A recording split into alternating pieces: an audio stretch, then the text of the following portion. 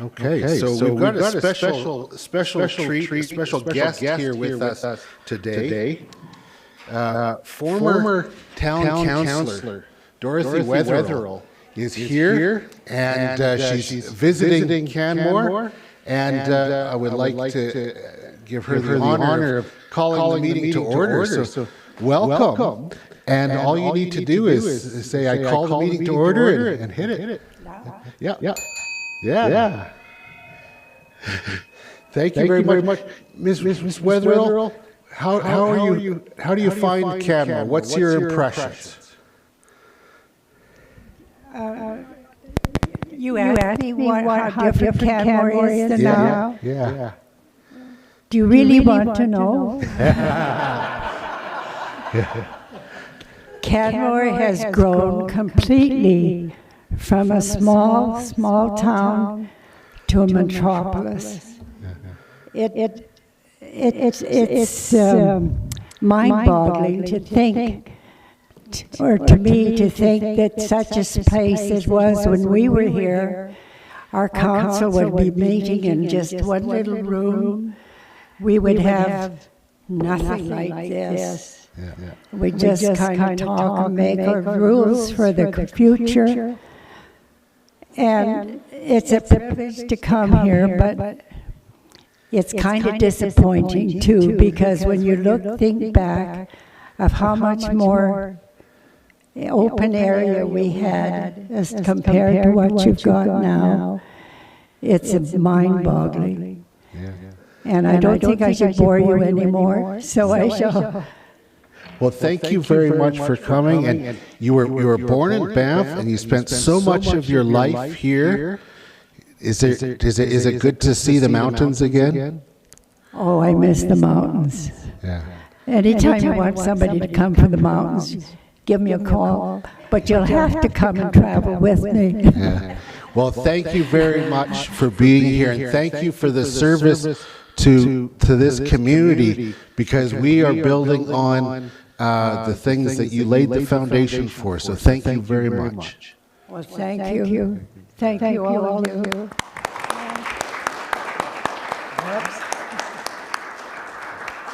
I've never had so much attention in my life.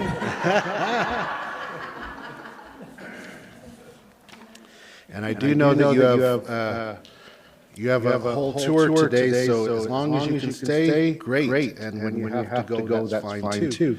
So the meeting has been called to order, and I would just like to acknowledge that in the spirit of respect, reciprocity, and truth, we honor and acknowledge the Canmore area, known as Shooting at Willows and Stoney Nakoda, and the traditional Treaty 7 territory and oral practices of the Stoney Nakoda. Of course, the Stoney Nakoda are comprised of the Bears Paw First Nation, Chiniki First Nation, and the Good Stoney First Nation. Also within Treaty 7 is the Tsuut'ina First Nation and the Blackfoot Confederacy, comprised of the Siksika, Kainai, and Kainai. And we acknowledge that this territory is home to the Métis Nation of Alberta, Region 3. We acknowledge all nations who live, work, and play, and help us steward this land, and who honor and celebrate this territory. And now turning to the agenda for this Committee of the Whole. I'm just going to pull it up here. The agenda for May 16th, 2023 Committee of the Whole meeting. Are there any changes? Seeing none. I move that we approve the agenda as circulated. All those in favor? Carried unanimously. As it states out in the agenda, we're going directly to D1, which is the Railway Avenue Central Concept Design and letting us know about the community feedback. Thank you, Mr. Astarte. And welcome to the Committee of the Whole. Thank you, Mayor and Council. Good afternoon. I'm here today with Mr. Robertson, and we are going to speak about the Railway Avenue Central project. This project area includes the section of railway between the A and W intersection and includes Main Street and the intersection at 10th Street. Specifically, we're here to talk to you about the engagement process, the feedback we've heard from the community, and the impact that the feedback has had on the concept design. And I think it's great that Dorothy's here to visit with us today and provide the context about how much we've grown, because this is a project that is a part of trying to preserve our open spaces and our sense of a small community as we do grow and become a city.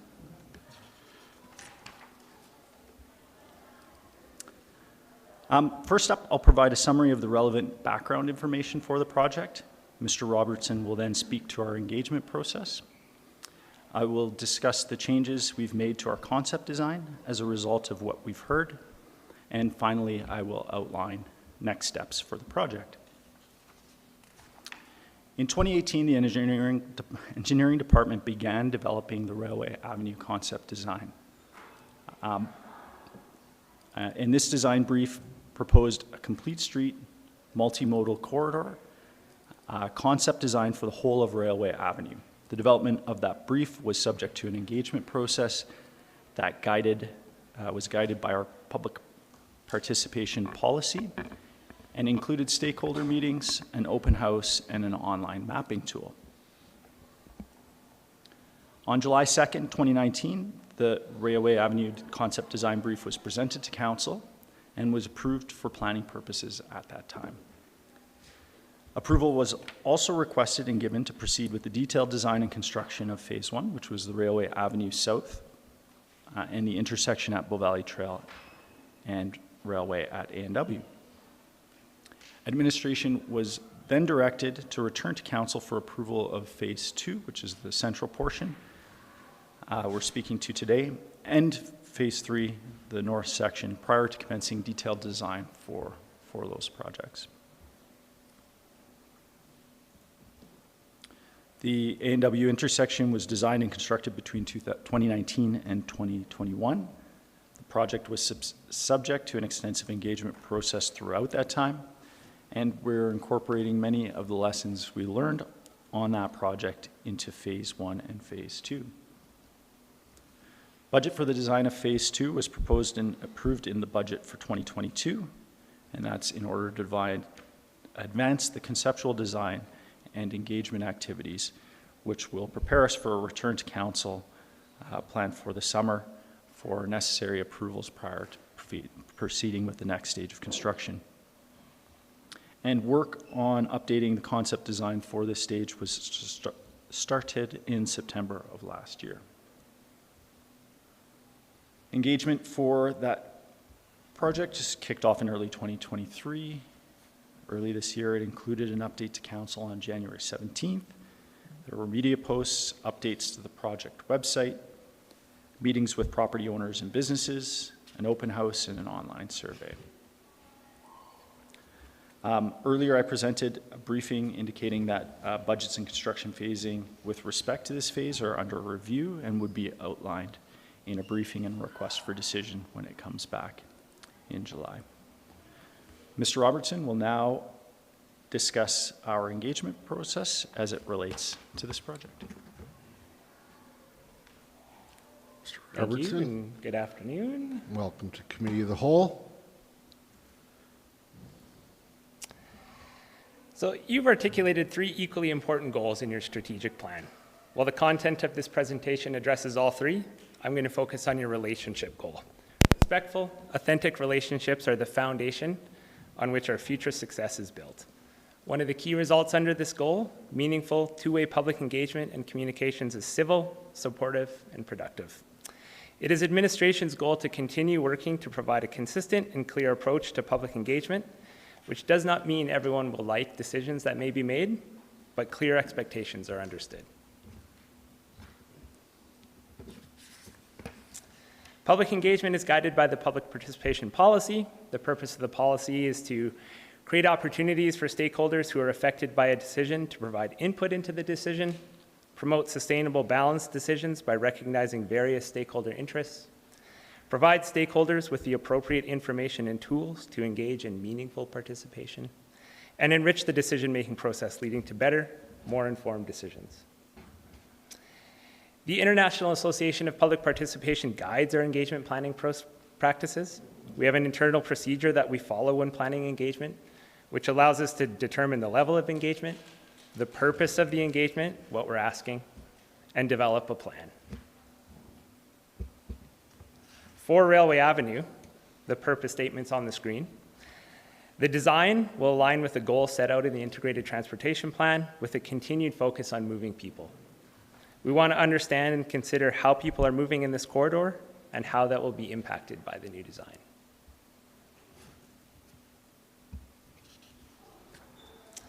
So we knew this would be a challenging conversation in the community given the diversity of views on the future of transportation. And Councillor Graham, we had that conversation when we were first here talking about this project.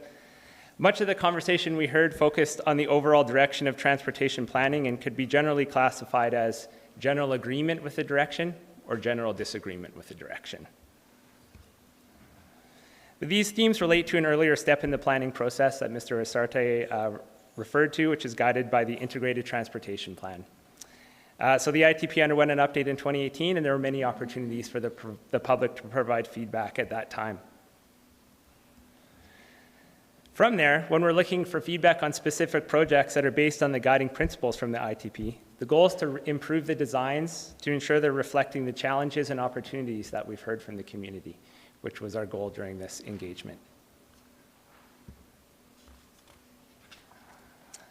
So for this project, public engagement was conducted from January 23rd to February 10th, both an online component and a community open house.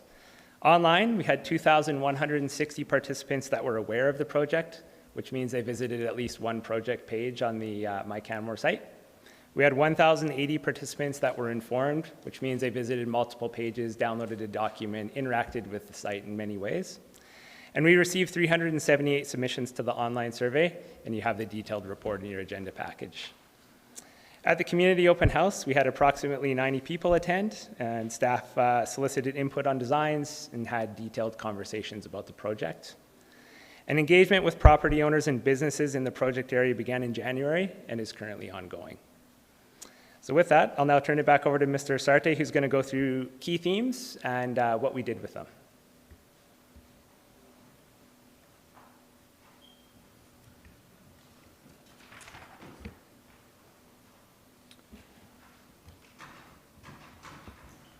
I'm going to review some of the key themes we heard and the changes we've made since the concept design brief was approved in 2019. There is a fair bit of information here, so I'll work through it all, and then at the end, I'm happy to come back to any of the individual themes.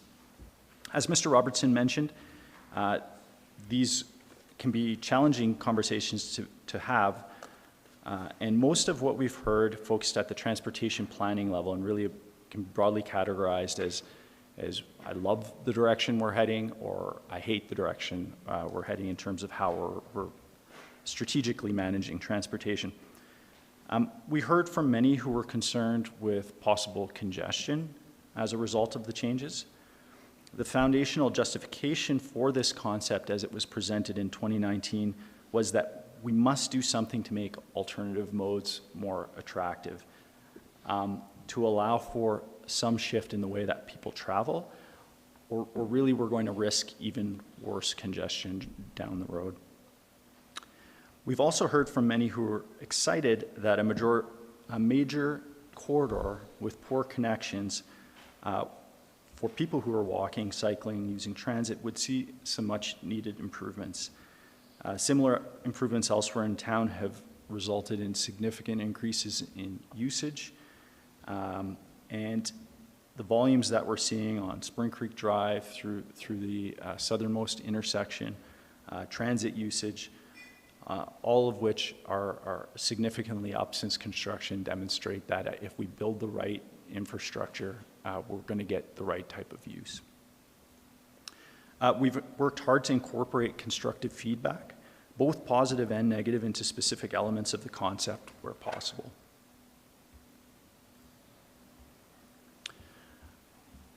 Our goal has been to look within those general love-hate comments to find specific elements of the concept that we can improve. Our intent is to ensure that we are meeting the larger community needs, the ultimate functional needs, without deviating from those principles and objectives of the original concept brief, or the overall direction of transportation planning, which is guiding this. Almost every conversation, survey response, and email exchange included a question or comment related to the A&W intersection. This is clearly still front of mind and having a significant influence in folks' perception of the project. And several of these questions and comments are echoed in the lessons learned that we've taken from that project and are now incorporating into phase 2.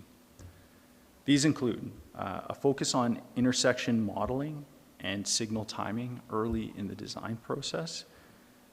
This is helping us validate the road cross sections, fix the turn and through length configuration, and set the length of those turn lanes.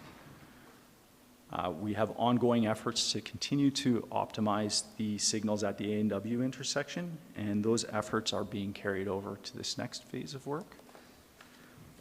Routing and turning movements for large trucks are being examined for each of the businesses along the corridor, and this has been overlaid onto the concept design, and adjustments to road geometry are being made to ensure that vehicles can get in and out of businesses. Snow storage and snow clearing have been front of mind throughout.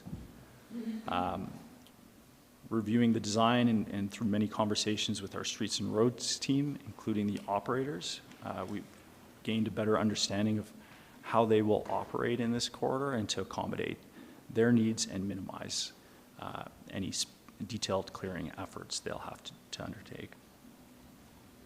So we're focused on continually applying lessons learned as we undertake each of these projects. We're learning, incorporating, and taking that forward in terms of procurement, construction planning, and the execution of the work.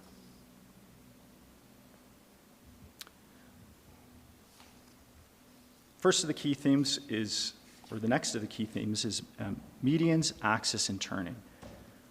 The original 2019 concept included a hard landscaped median throughout much of the corridor. We heard concerns from the community, council, and fire department, as well as emergency services. The solid medians, as proposed, present a number of challenges, and so they've been removed and replaced with a distinct but drivable median, and the materials and details of that will be decided during preliminary design, but it will be something that can be driven across. We've heard concerns about the length of turning lanes and potential for turning traffic to block through traffic at intersections. Turn lane lengths have been now determined based on intersection modeling and signal timing design. We heard concerns regarding access for delivery and other large vehicles. We've considered this on a business-by-business basis from a high-level routing perspective, as well as ground-level road and driveway perspective.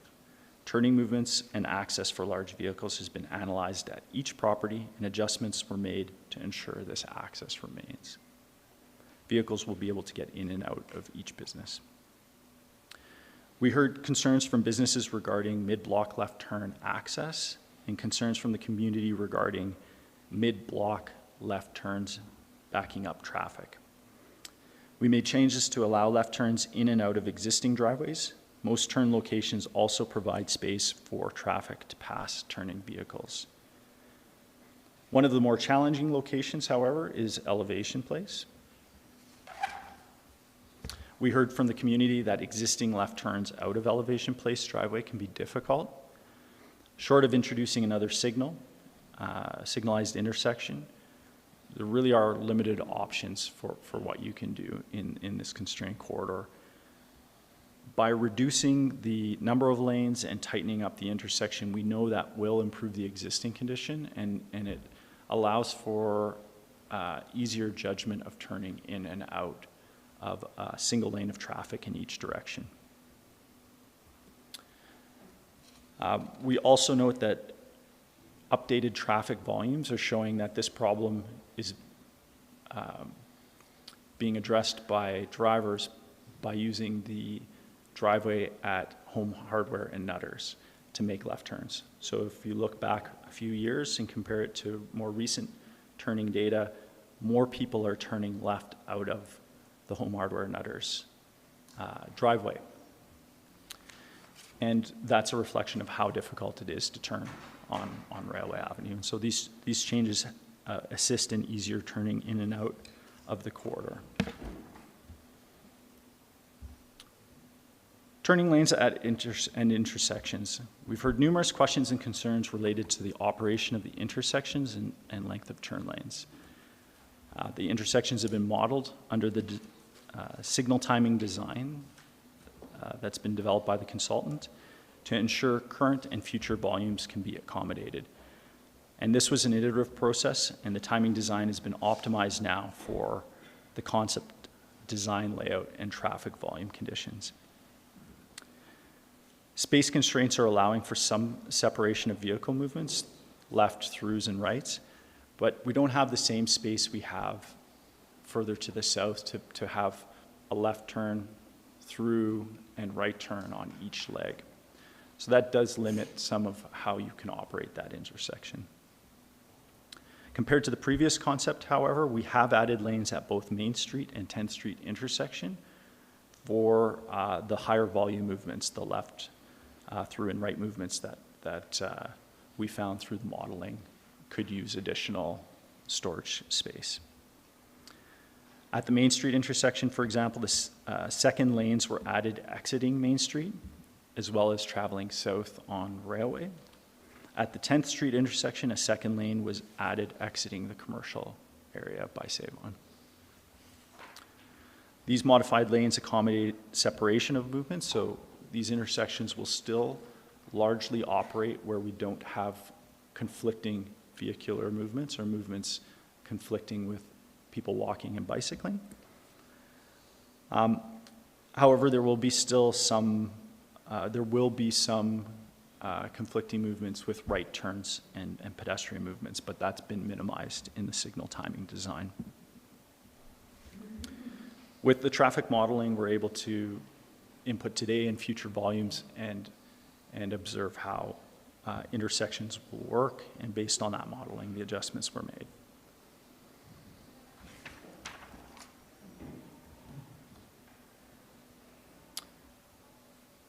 Lineups and clearing after trains. Many people express concerns regarding lineups and congestion due to the CP rail tracks. There's not a lot we can do about the CP rail tracks. They were here, the town was founded on the rail line. There's lots of questions about going under, and under is a river, and questions about going over, and over is a footprint that takes up an enormous amount of land, and it is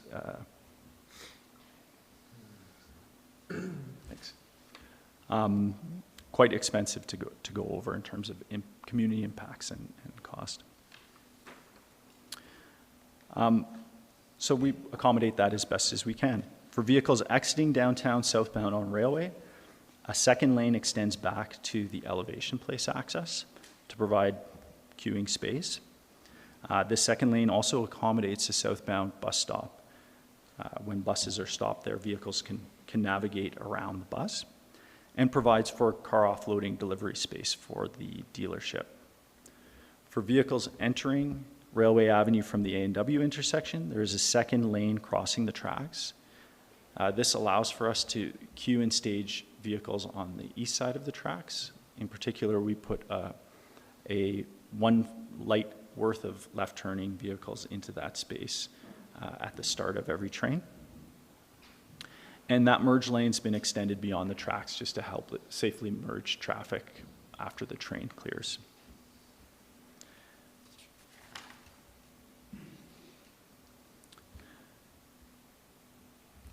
The overall concept design, as well as the bus stops specifically, have been reviewed through engagement with Rome.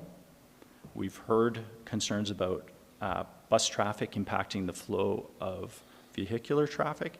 And for Rome, they do anticipate the need to have buses stage on Railway Avenue for up to several minutes. So bus pullouts versus in-lane stops have now been provided at all bus stop locations throughout the project area. For pathway and sidewalk connections, we received a lot of feedback. I'm not clicking as I go. Apologize. Trevor would have done a fantastic job clicking through his presentation. Unfortunately, he's sick today with a sick family, so I'm subbing in. You got me. Doing great. Thanks. We heard a lot of feedback regarding cycle paths, sidewalks, trail connectivity, and desire lines. We've adjusted pathway widths, modified connections and crossings, and worked to minimize conflict areas.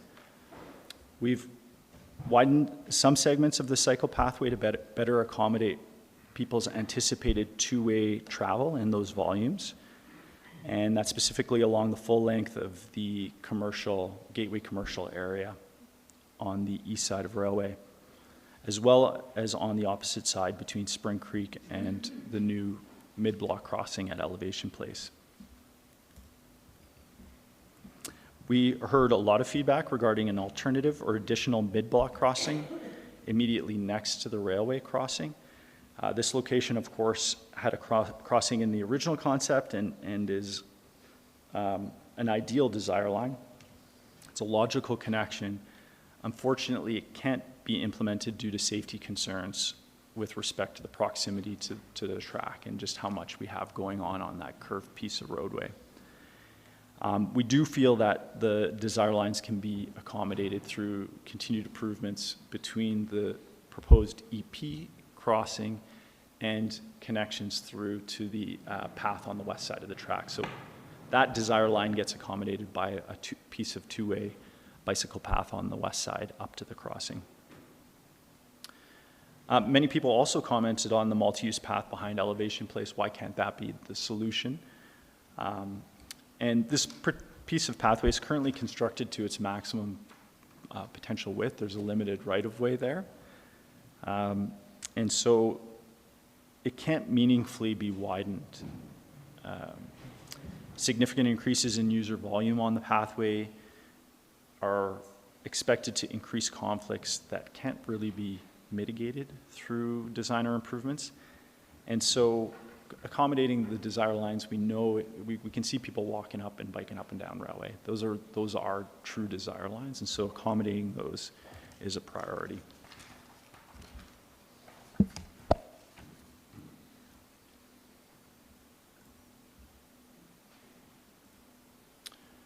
Next steps. We are continuing to engage with the various directly impacted stakeholders as we progress through finalizing the concept and moving into preliminary design. With a finalized concept, we will return to council with updated budget staging plans and the design presented for approval.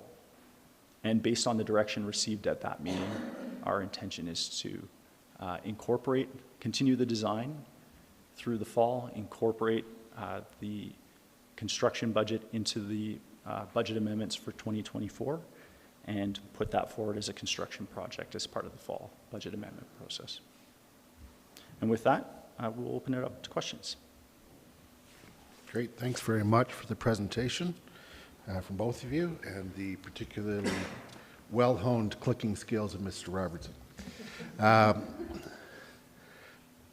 had a couple of questions. So just to clarify, with the new design, the current crosswalk sort of comes in at the corner of Elevation Place would be moved to the entrance area of Elevation Place. And the roam stop would be moved down to that area as well, correct? Correct. Okay, great. And can you speak to one of the problem areas that we have right now is the intersection of Railway and Main Street. And so can you speak to how this intersection is going to be safer, especially for those vehicles that are coming from Bow Valley Trail and are in a turning lane and then goes driving straight through the intersection. How is that being mitigated? Specifically, the vehicles northbound Yeah. from Bow Valley Trail, looking to turn.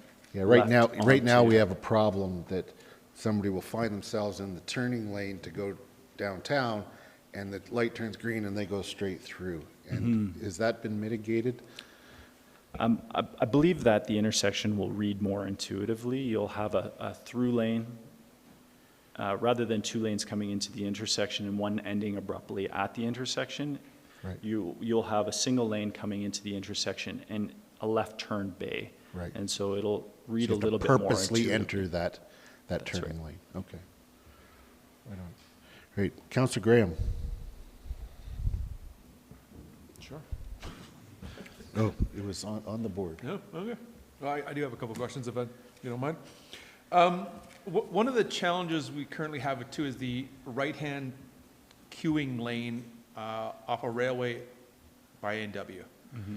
Is there opportunity at this stage to extend that queuing lane with this design? That isn't specifically looked at with this, this concept. It's, so the issue I think you're speaking to is if there's a train, that right turn lane doesn't move for a while and it can back up. Yes, and then people wanting to turn right onto Bow Valley Trail essentially block the through traffic to across the highway. Does that make sense? So southbound Bow Valley Trail. I would say I can certainly take that away. It isn't subject to this design or project, but happy to take that away and look at that. And similarly, and following up on the mayor's comments about the left-hand turn lane into Main Street, the queuing there, is that adequate to queue there and not block the through traffic? Similar situation. Yes, so certainly a lot of discussion. Our original concept had a much shorter left turn bay than is shown here. Sorry, I keep scrolling up between diagrams. From our perspective, it's important to minimize the potential for that. What we have with the way that we're structuring the network, typically what you'll see in transportation networks is where there's lots of space on the outskirts, we've got big roads, and then they funnel into centers where you have less and less capacity to handle cars. And so you end up with lots of congestion near the center. We're being a little bit more strategic in terms of how we're metering traffic. So the intersection at Bow Valley Trail and Railway, instead of putting 2 lanes of traffic up Railway, which we know we can't fully accommodate, we put 1 lane worth of traffic from each direction at a time. If there's congestion at that intersection, it's at a point in the network where people can make choices about different routes. They can choose to go northbound on Bow Valley Trail, for example, rather than coming through along Railway Ave. And that's intentional in the plan to divert some level of traffic heading to northernmost areas of the core to use 17th where we have more capacity, for example. And so when modeling this, it gets quite easy. Instead of modeling an infinite and growing amount of traffic into the future, what we're modeling is this single lane worth of traffic coming from the intersection at Railway Avenue, and then splitting that traffic between left turns and through movements. And so in the model, we model that traffic volume. We've extended that left turn bay to the point where for the vast majority of days, that's going to operate just fine. Will there still be times where during high congestion, big event at Elevation Place, other reasons, we might see the occasional backup of that left turn lane into the through? Yes, it's going to happen. We're a tourist town. We're going to have these peak congestion times. But the way it's been designed and modeled, the vast majority of the time, that queue length, as designed in the update, is sufficient for clear flow of the northbound through movement. Thank you. And then lastly, left turning out of Elevation Place, did we consider restricting that? I know we've looked at a lot of different restrictions on lefts and right turns lately. Did we contemplate that? Restricting turn movements is challenging. It really is.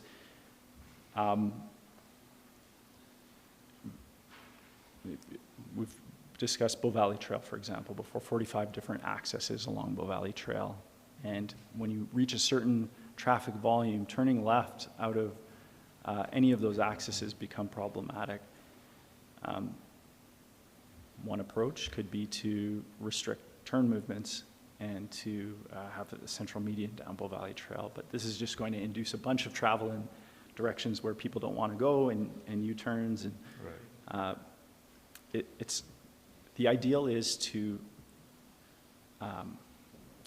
have your roadway have speeds and volumes that make it comfortable, and the intersection design at elevation place that make it comfortable to be able to make that left turn. So if we look at the intersection at elevation place, we had a similar dilemma at Old Camel Road, where it's too close to the main intersection for signals. And restricting right out is going to create this issue with circulation. And so restrict it to one lane each direction, which is easier to navigate when you're turning. Create that central refuge where if you can make a two-stage movement where you can be in the middle of the road but not be in the flow of traffic, and then you can enter the second lane. That just works. You know, sure it gets busy, sure it's congested, but if you look at any of the alternative designs, restrictions, they're all really problematic. So we are confident that this design is going to work the vast majority of the time again. People will continue to have the option to go up to the Nutters intersection and use that for turn movements. And in fact, public access easement is currently a condition on an approved development permit for that site. Right. And so we expect that to be able to continue in perpetuity as a second option.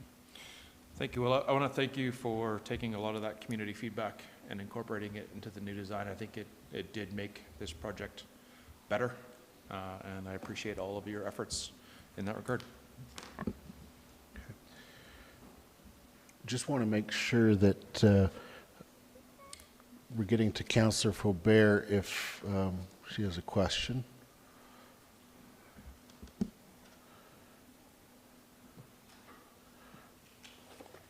Okay. Councillor Faubert, do you have a question?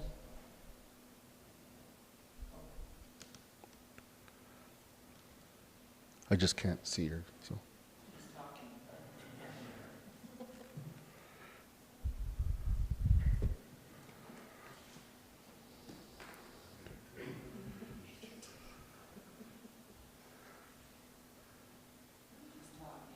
Okay. There's enough space. I believe you said there's enough space for traffic to go around the vehicles when they're turning. I just kind of want to clarify that those left turns won't impede the flow of traffic, because I think that's what you said in your presentation. Thank you.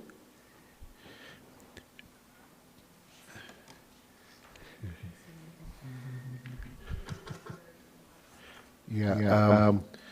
So Councillor Faubert, we missed the first part of your question.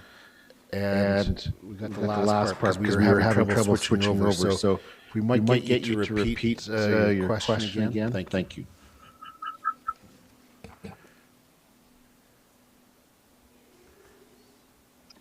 I'll simplify it on my second go round. Mr. Sartay, could you please go over turning left on Railway Avenue into the businesses?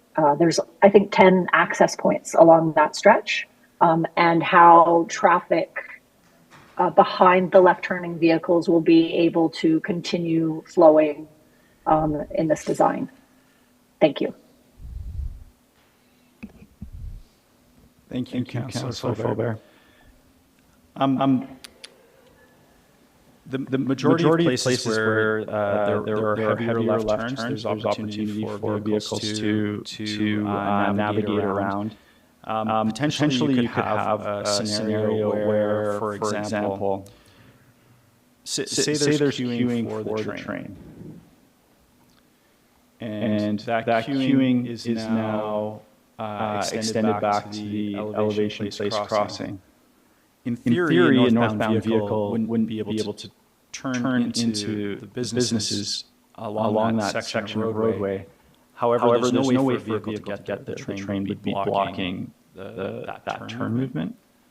So there is no traffic northbound when there's a train.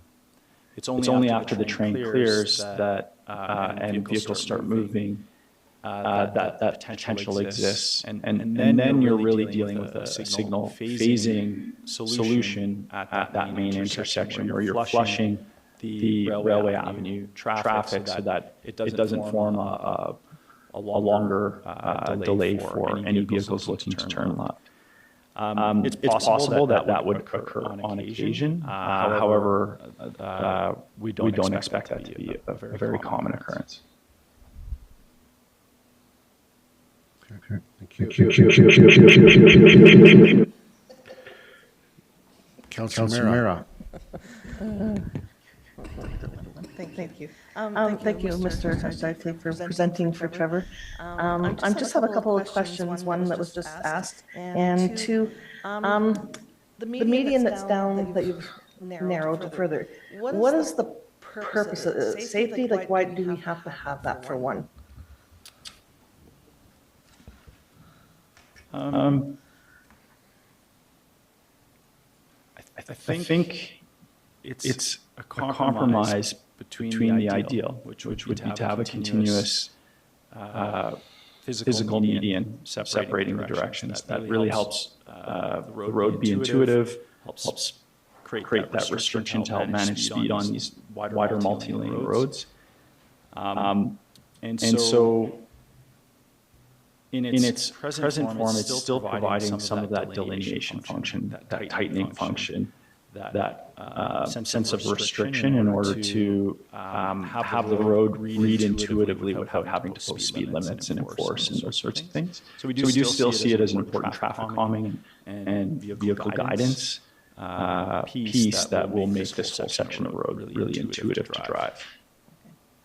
I do have a couple more questions, if I may, Mayor. One more, I did read all these comments. There are a few people that mention that even though they are avid bikers, that they still will not use the pathways, that they would use the roadways. Is there any, I didn't see a reason why they said that. Do you know any further information than I see? The comments you read were with respect to that they would not use the bike path anyways, they're still going to stay on the road. Do you know if there was a reason, there's something wrong with the path? Did they give any further explanation? Yeah, that's a good question with respect to how facilities are designed and used. Traditionally, just if you don't know that. It's the case of if you build a really bad bike facility, some people will have a preference to be on the road because at least on the road they're not impeded. Okay. They get the same smooth asphalt that the vehicular traffic gets with nothing to impede them. So if you try to put people onto a sidewalk, they'll have a preference to be on the road. The vast majority of people are not comfortable cycling on the road, and that particular stretch of railway, I would say you're looking at just a couple % of people in general that would be willing to do so. The question really is, are we building facilities that are connected enough, safe enough, have enough space, are deconflicted, where people are going to use them as their functional connection to bicycle? And I think we've done that in the design. So if you provide really good facilities, you give the appropriate width, you reduce that conflict, people will use it.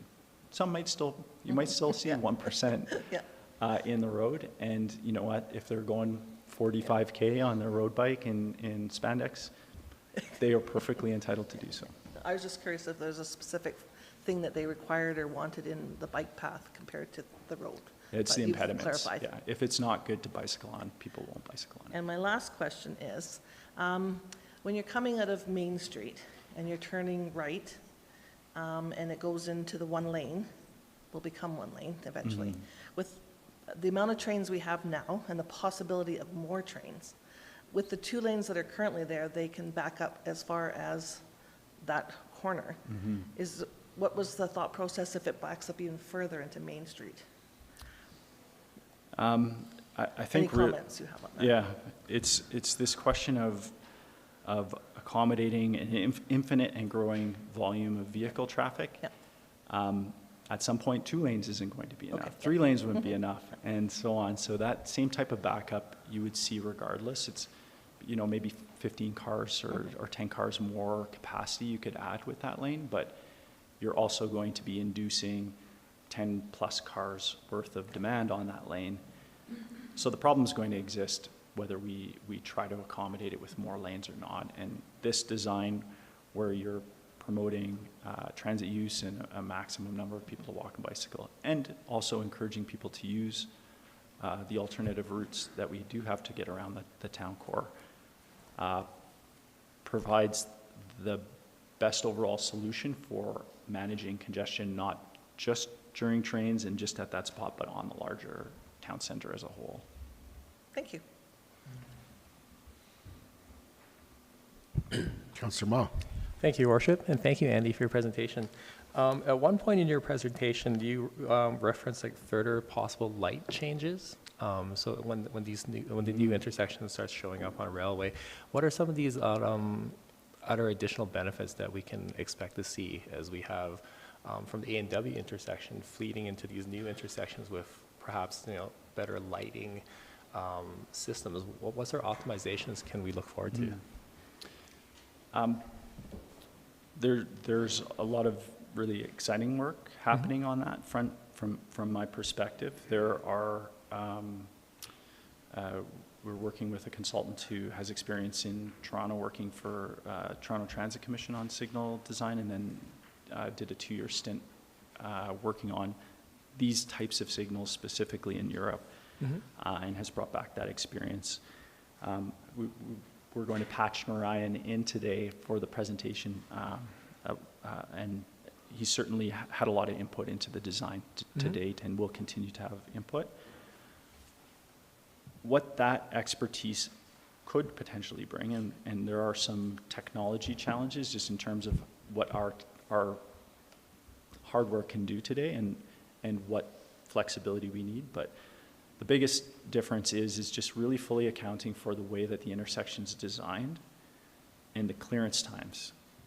And he has a great video on YouTube, which I can share, explaining that. North American signals are really inefficient in that they hold traffic conservatively because they can't account for difference in, you have a left-turning vehicle, it has to clear that intersection. Then you can start your vehicle movements. Well, our vehicles are a little bit further back because of the way the intersection is designed. So we could actually start them sooner. If we can shrink some of those clearance times, the overall signal length will shorten, and that will just improve the efficiency in general. So we're continuously going to work to try to squeeze clearance time out of the intersections. Right, okay, because they To almost get work movement. so they work as a system now that we can optimize as we go further. Okay, Yeah. that's great, I'm looking forward to that. Thank you.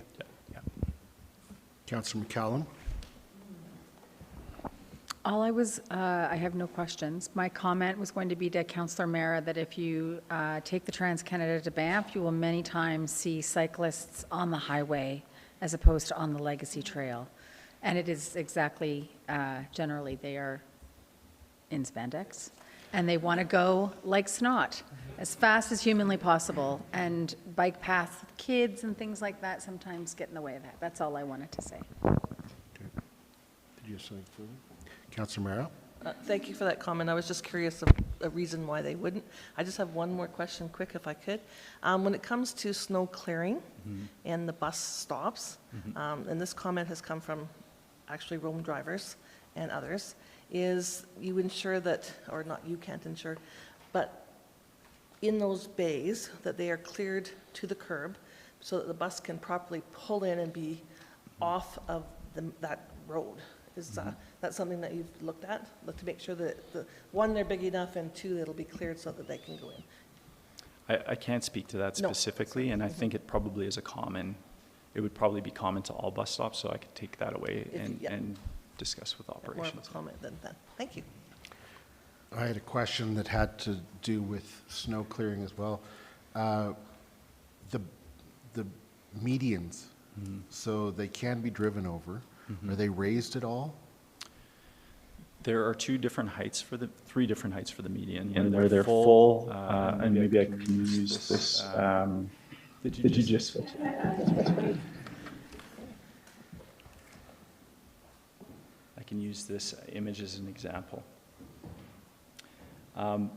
What's shown at the crossing is full height, sidewalk height, unmountable.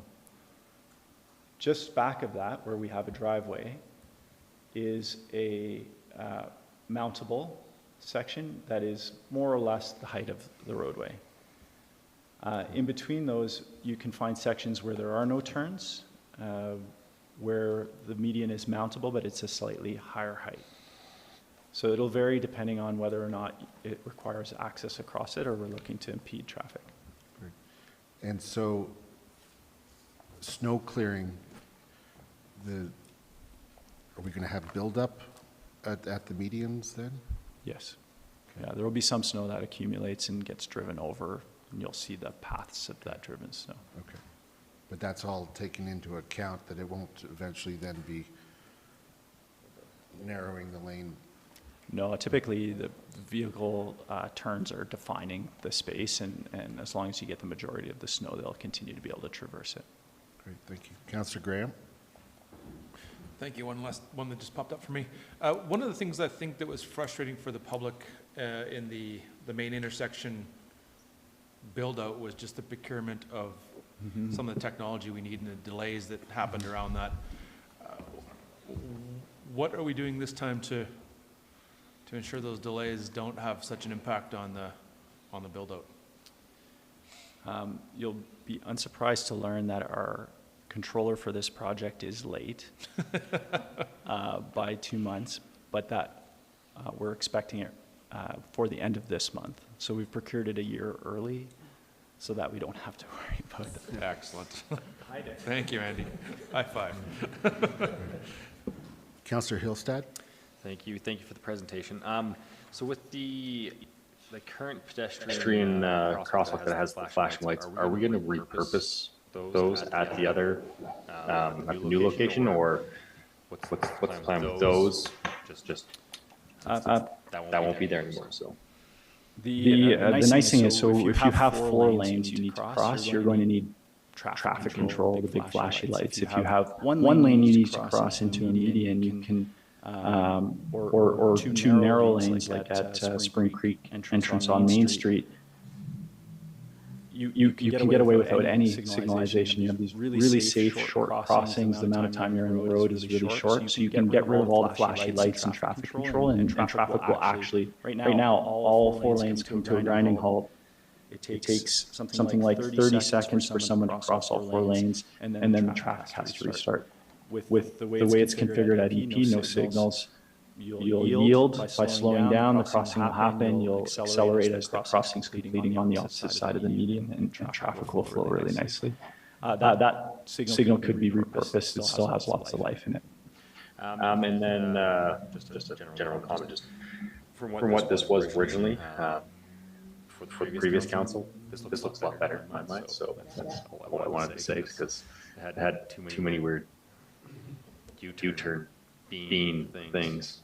They were weird. So this makes a lot more sense. I know that there'll still be concerns in the community that, you know, we're losing lanes and this and that, but from compared to the original design, I think there has been a lot of listening and a lot of changes that have been made that I do think are for the better. So just thank you and everyone that's worked on this for all the work they've put into it. Thank you. Councillor Faubert?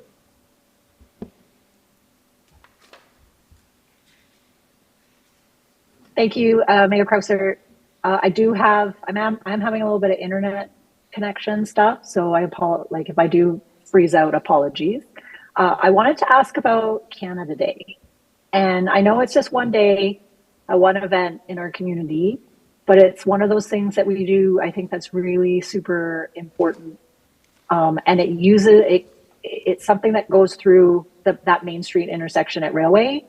And looking at sort of some of the discussion later in today's agenda, this year's parade will go through the 10th Street intersection as well at the fire hall. So did you look at the design in terms of how that event functions in that space currently?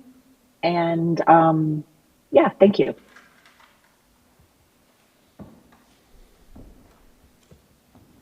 I can't speak to whether or not there have been direct conversations with events on that. We have had to make adjustments to some of the elements on the west side of downtown to accommodate the parade. They can travel through as narrow as 6 meters, and I don't think we're narrower than that, or at least we can find a path that's at least 6 meters through the whole project area. But I'd have to really dig in and look at it and see if work's been done with the event organizers. It's a good question.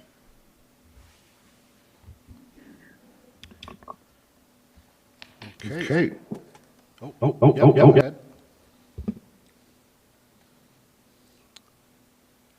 Thank you, Andy. I really appreciate that. Like I said, I know it's a very small amount of time in 365 days of the year, but it's I think something really important to our social fabric and our culture and community. And then I had a different question, a follow-up to Councillor Mera regarding the bike paths.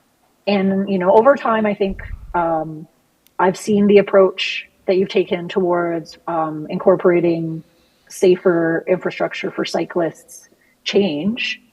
And I'm wondering why with this design or why you didn't move towards having the bike lane separate from both the pedestrian facility and the vehicles. So there's whereas right now the bike lane is next to the sidewalk. And I think that's the concern. There's some concern I hear out there around people just not knowing that the red side is for bikes, and that is an impediment. I will ring my bell. I ring that bell like I'm playing a disco tune. And so I think that works really well, but I wanted to ask the question and kind of get an understanding of your design thought process with respect to separate bike infrastructure.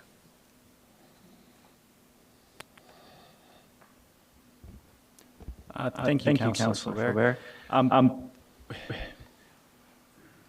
It's the competing interests and trying to balance everything in a corridor. If we had more space, unlimited space, getting all of that separation works really well. In the wintertime, we need somewhere to store snow, and dealing with the different elevation of a sidewalk versus a bike path for snow clearing equipment is a bit of a challenge.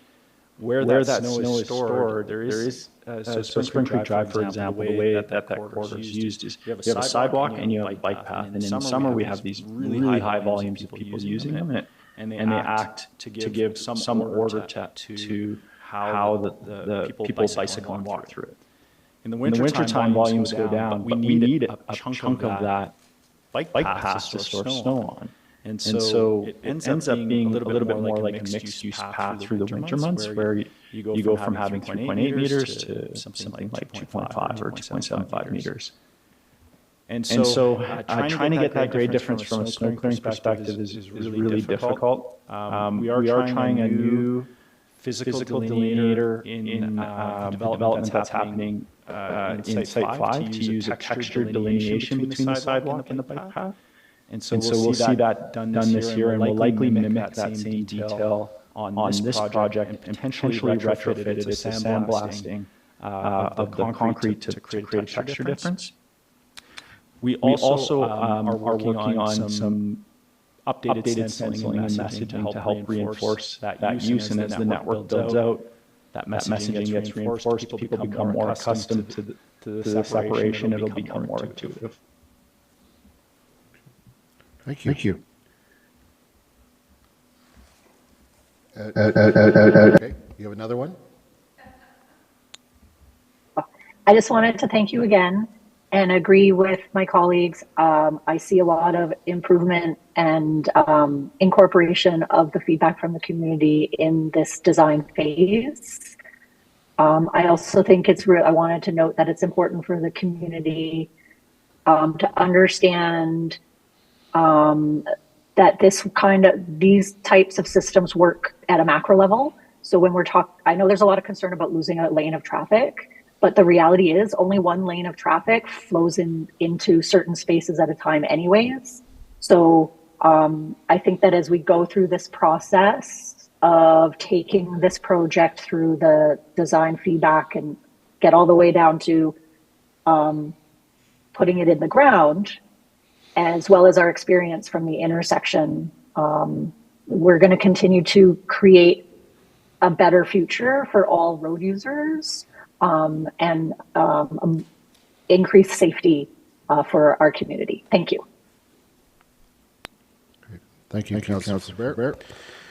And I don't see any other questions. So thank you very much for that update. And I echo my colleagues' appreciation for the incorporation of feedback received as best as possible. And it's obvious with the change in medians, the turning lanes, and additional space for turning, that it is the best design we've seen yet. And look forward to going forward to the next steps.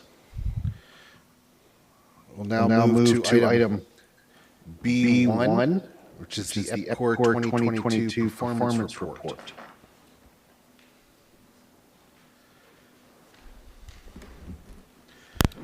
Mr. Como, welcome to the Committee of the Whole. It's nice to be here, Mr. Mayor. Thank you for having us.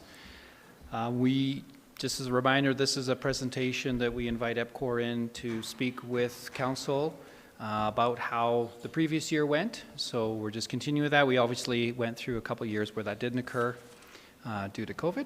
So we're back here again. And with that, we actually have some changes in personalities also with EPCOR. So you all remember Dennis Letourneau. So he has changed positions. He's now overseeing operations for Southern Alberta. And then he's since been replaced with the person who's going to do the presentation today, who's the new site manager for EPCOR, and that's Artur Ishkalov.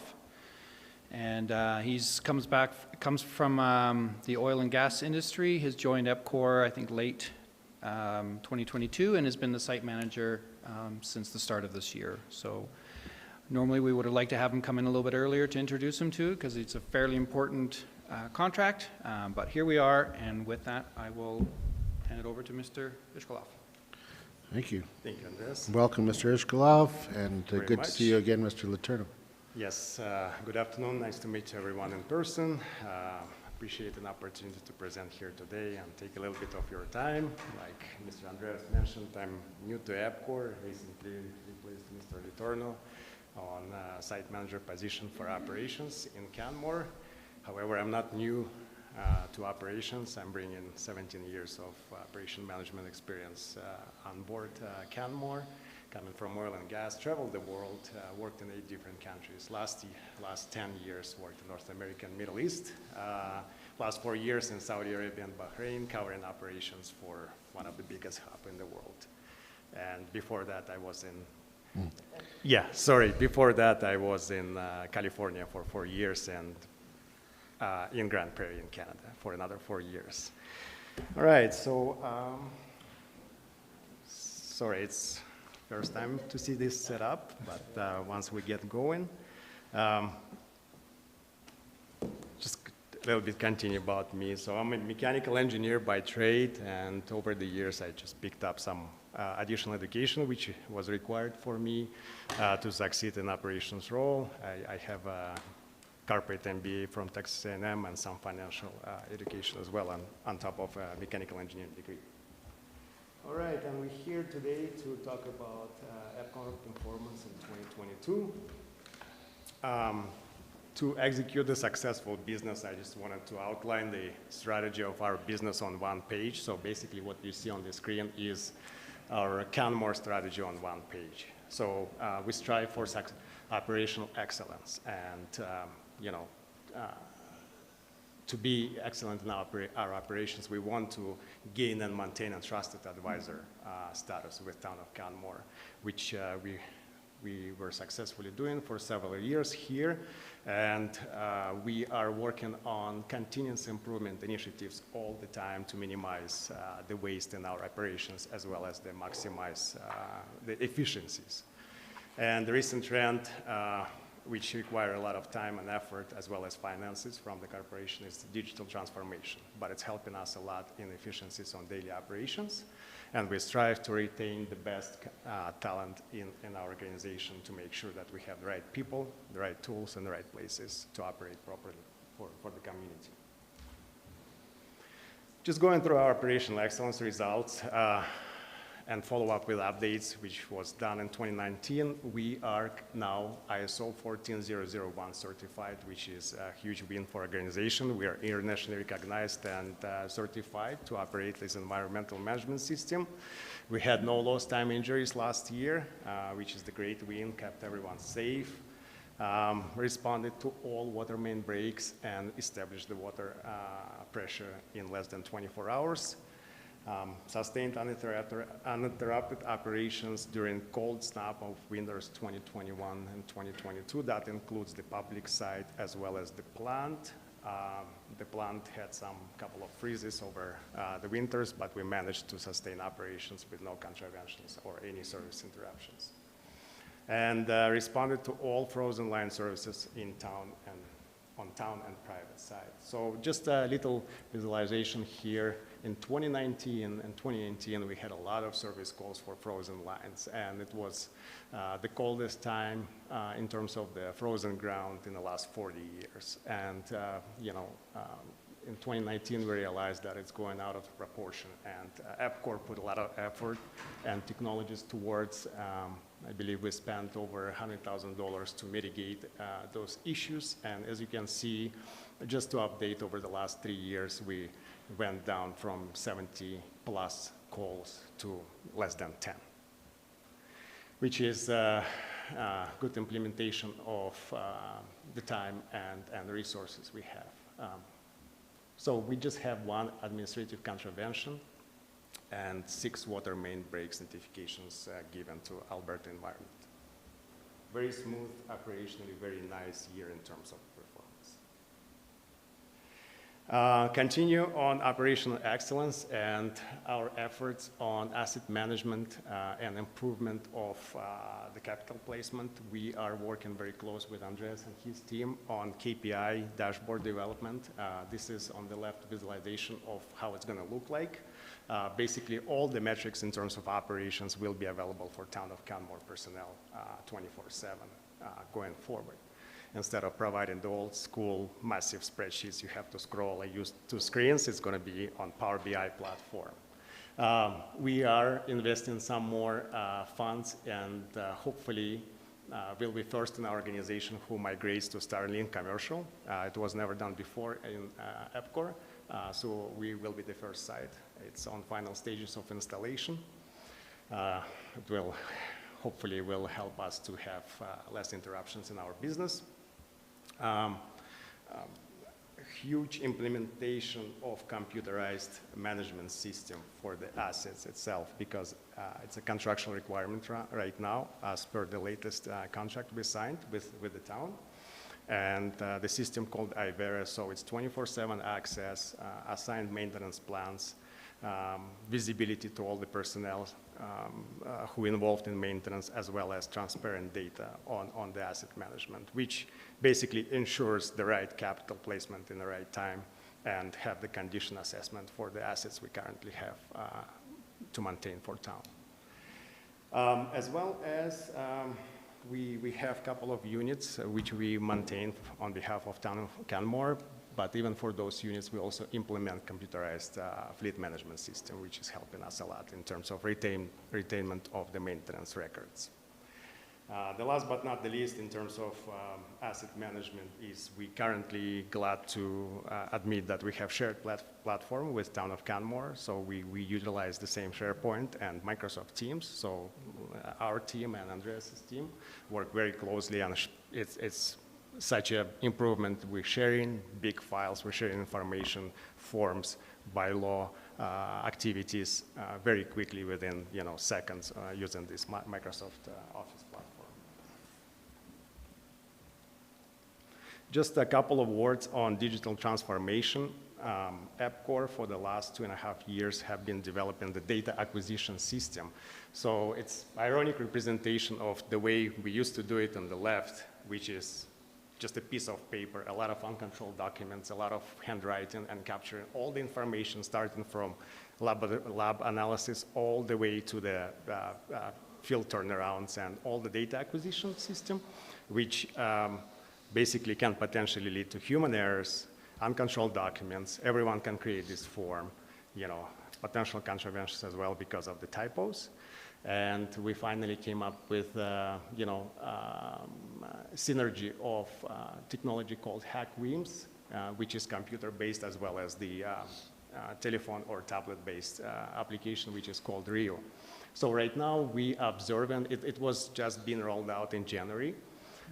We are live currently, and we observe about 2 to 3 hours time saving a day for operator to go through the rounds. We also have the alarms, which are flagging instantly if the data are not within the range, so it tells us immediately if there is an issue in performance of the equipment, as well as we can, the chart on the bottom, we can historically will be able to plot the operational performance going forward once we have enough data captured.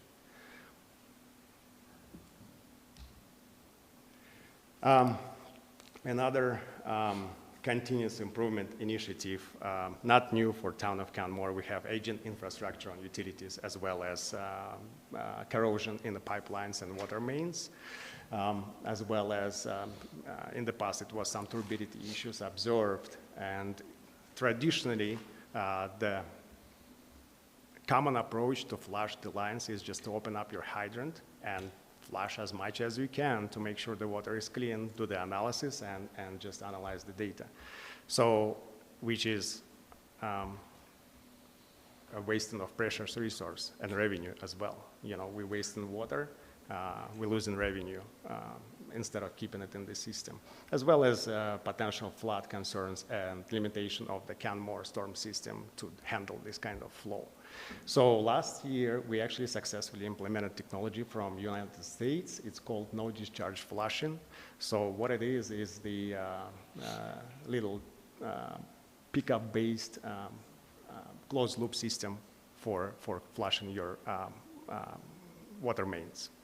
What does it mean is we don't waste any water. We just go through the filters, clean all the turbidity, clean all the scale, and water stays in the system. Huge win for conservation. Revenue stays in town because it's not being wasted in the storm system and goes underground. About 11 kilometers were done last year, which is roughly 10% of the whole infrastructure, and our team and Andreas' team, we're working towards implementation of this technology going further. And on the map in pink, there is the candidates and the neighborhoods and candidates to be flushed with the new technologies versus the ones in blue is candidates to be flushed with conventional unidirectional flushing technology. Please, if anyone have any questions, please feel free to interrupt if it's too technical. Continue with historical graph we have here, and to prepare for the next introduction of the improvement.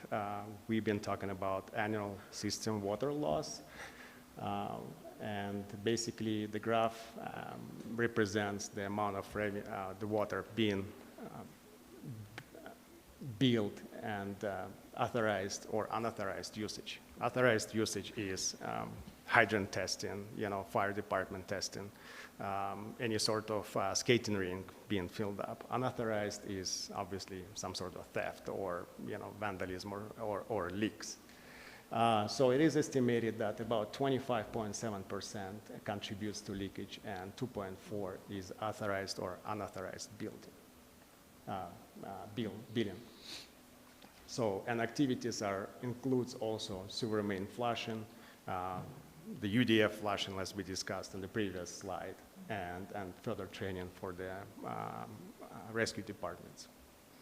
So not ideal chart, as you can see. We plateau several years ago, and despite we continue fixing the water main breaks, the chart is not moving a lot. Although there is some improvement over decade, but we don't like what the chart says right now. So, question from Councillor Graham. Yes, Councillor Graham. Yeah, I wanted some context around the 25.7, and if that was a normal number, are we high, low, and what? So this number is representation of historical value in Canmore, as you can see over the years. So within the range, pretty much, on historical value. Compared to other communities, high, low? So maybe I'll... On the other operations? Maybe I can answer. Yeah. I would say that it is on the high side. And it's largely because we have very tricky conditions here, where because we have such granular soils where the water pipes are sitting, when a leak occurs, we often don't know about it because it won't surface. It just continues in with the groundwater.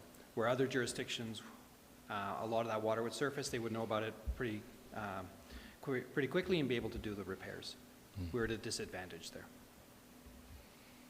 Thank you. Yeah. Thank you, Andres.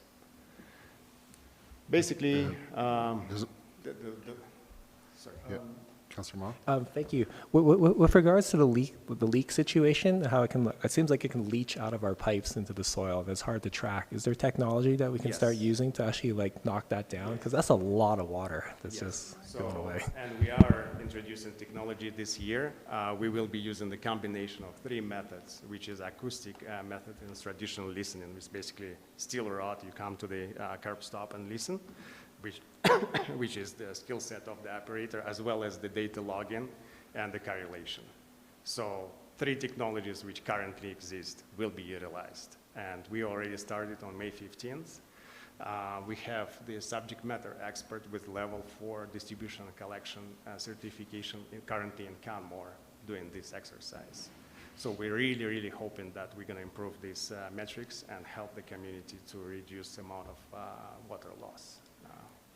Yeah, and part of the issue we had in the past, we have seen in the past, because of the ground being switching all the time, so the valves, we would normally put the data loggers on any other jurisdictions. This exercise will not work successfully because they're so close to surface, naturally being moved over the years, that it's just creates the hazard for the traffic and so on. We cannot install the data logging devices properly. So with combination of 3, we're hoping that we will show successful results this year. Thank you. All right, and the last but not the least, in terms of our successful operations and approach of operational excellence, we care about talent and community development. So for diversity and inclusion, I'm proud to say that we support Indigenous people retention and hiring. So we currently have 3 employees out of 11 in Canmore with Métis origin. Our diversity is very good in terms of the gender. It's almost 50-50, which is a great mix, as well as the racial diversity is great as well. We have more than 4 different nationalities out of 11 people. We continue to volunteer in community, different events, or year over year, obviously. Again, something we do just to have it. For emergencies, we have active firefighters in our team who are on call all the time. And we also paid for advanced first aid training for this personnel because it's about 1 week long course and normally not required in our operations, but we support that and making sure that, we have trained first aiders in Canmore. We continue with school student tours, summer student programs. We currently have 2 students which are from Canmore working for us for summer. 82% of employees are local to Canmore, and big win for us last year. We finally got the place for our personnel in Canmore as well, and that will help us to retain as much personnel as possible and minimize the attrition in our operations. That's, in short, presentation about EPCOR performance. Please, if you have any questions, I'm here to answer. Okay, looking to council to see if there are any other questions. I can't see Councillor Faubert. Oh, nothing there. Yep. Looking snugly. Yep. And Councillor Graham. Thank you. I believe we received a presentation a while back stating that the moving of water and sewage was one of our highest carbon emissions in the town. And I'm wondering what EPCOR is doing to help us address that concern. Okay. So EPCOR is participating in ESG program right now, corporate ESG program, and we are currently is tracing the diesel emissions consumptions on the equipment. For this particular exercise, Andres and our team are working on the replacement of the old unit we currently have in operations, the Vector unit, which will be the fuel efficient and low emission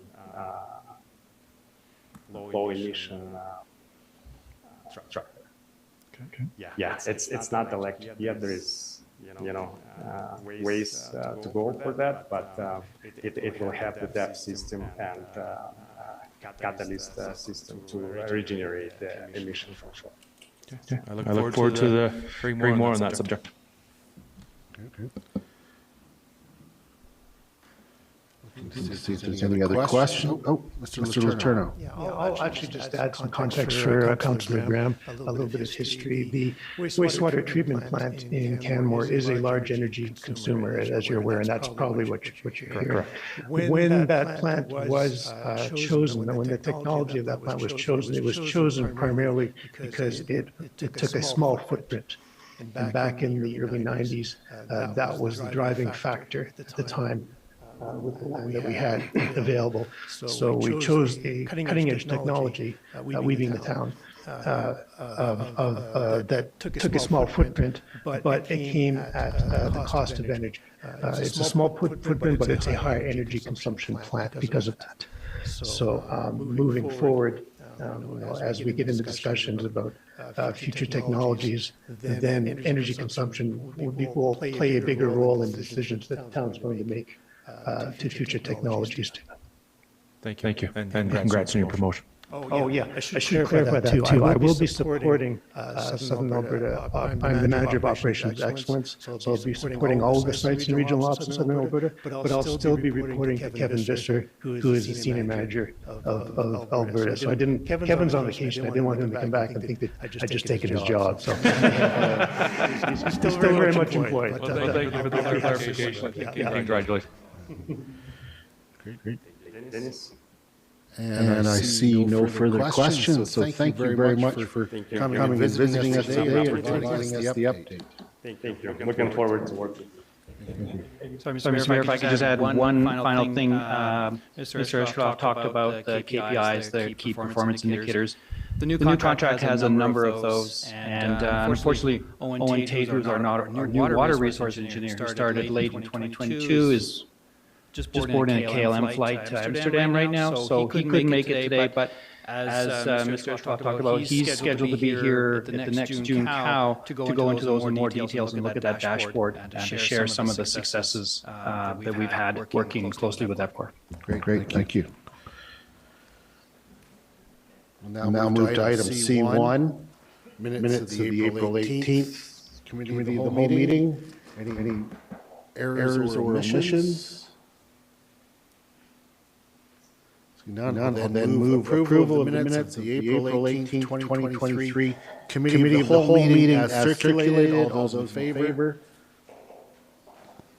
Carried unanimously. And now we'll go to item D2, 2023 Utility Master Plan Update.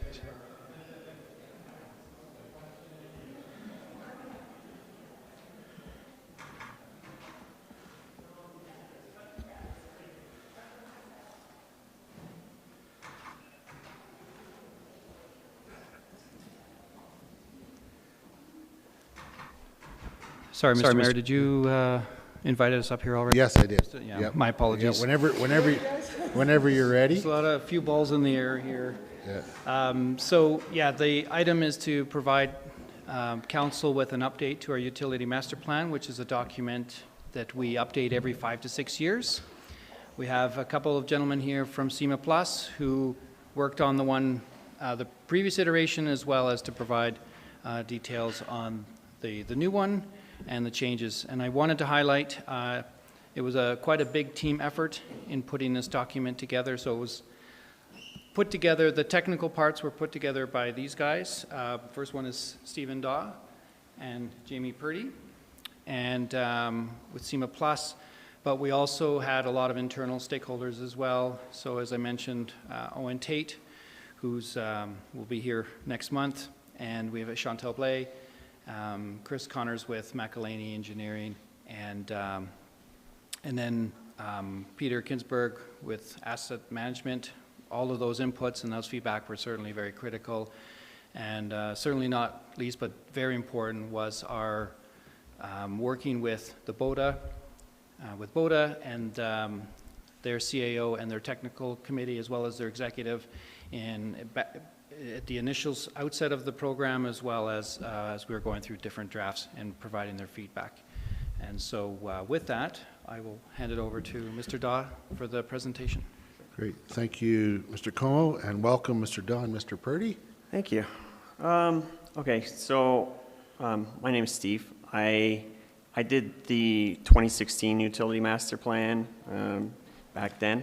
I came here and presented it. I'm not sure who's familiar with, you were here? Okay, so I don't, so there you go.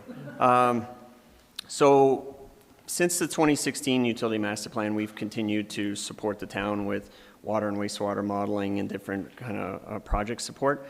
Part of that, we brought Jamie in around 2017, and he started to get to know the town system, the wastewater model, the water model, completed a water model update in 2021. So that sort of led us into the 2022 Utility Master Plan update. Jamie did a lot of the technical parts of it, and he's going to present those here today.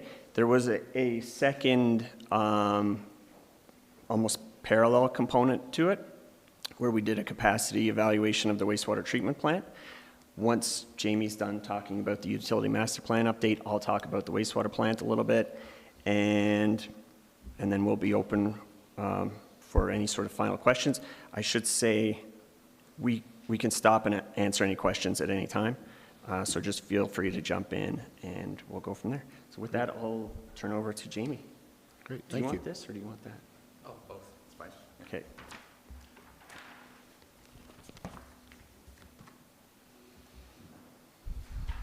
Okay, yeah, thank you for having me today.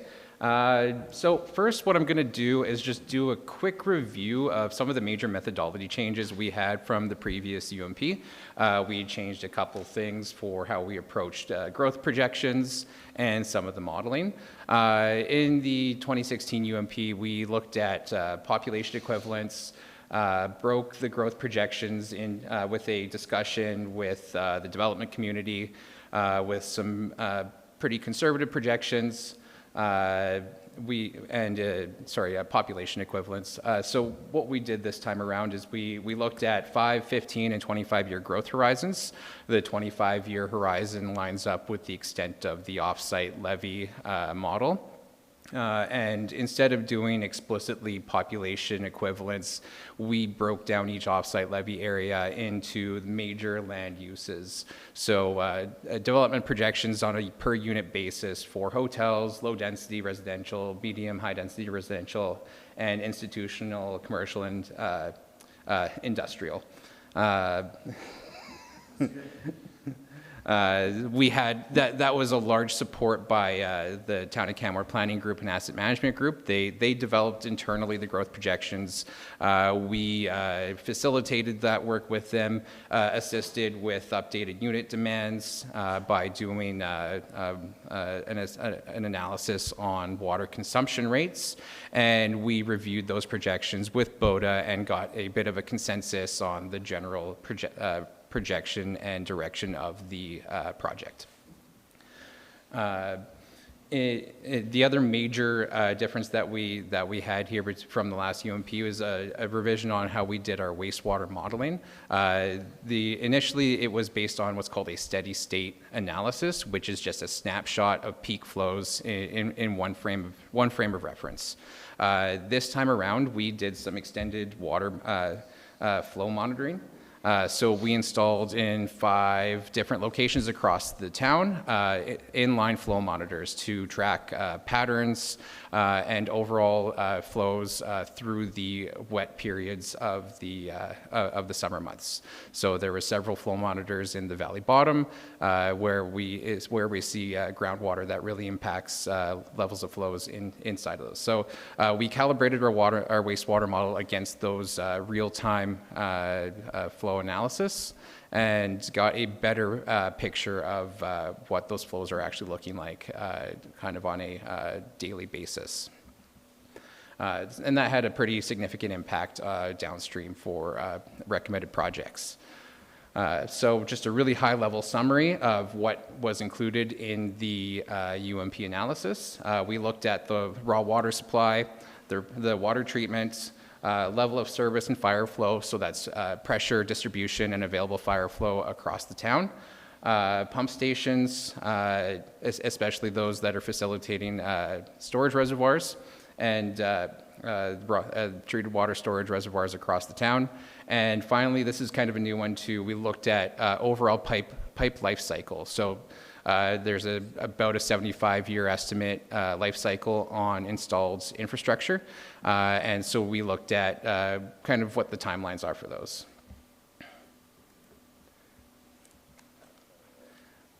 For the wastewater system, we looked at wet weather flow generation. That's with the flow monitoring. Oh, thank you. Collection system analysis, looking at the actual pipes and their capacity, whether or not they're surcharging, and if there's any impacts to residents, businesses, that sort of thing. Looking at capacity at lift stations, and then recommended capital projects if necessary. And then finally, we have a quick capital project comparison to the old UMP, where we look at what was completed, what's in line with previously, and then what may have been kind of taken off the record through the revised methodology. With the water system, and I'll try not to get too bound into the technical details, just a really high-level look at what major deficiencies are, and then we'll have just a summary of the capital projects from those. So with the water supply, generally the existing system, we have adequate water supply across the board. At the very end of the 25-year horizon, there is a very minor projected deficit in the water license because there was there's a limitation near Pump House 2 for a maximum withdrawal rate that we're projecting to be slightly exceeding. So generally the recommendation there was to just reassess in 5-10 years to see if those projections are accurate and if there's anything that needs to be done to address that.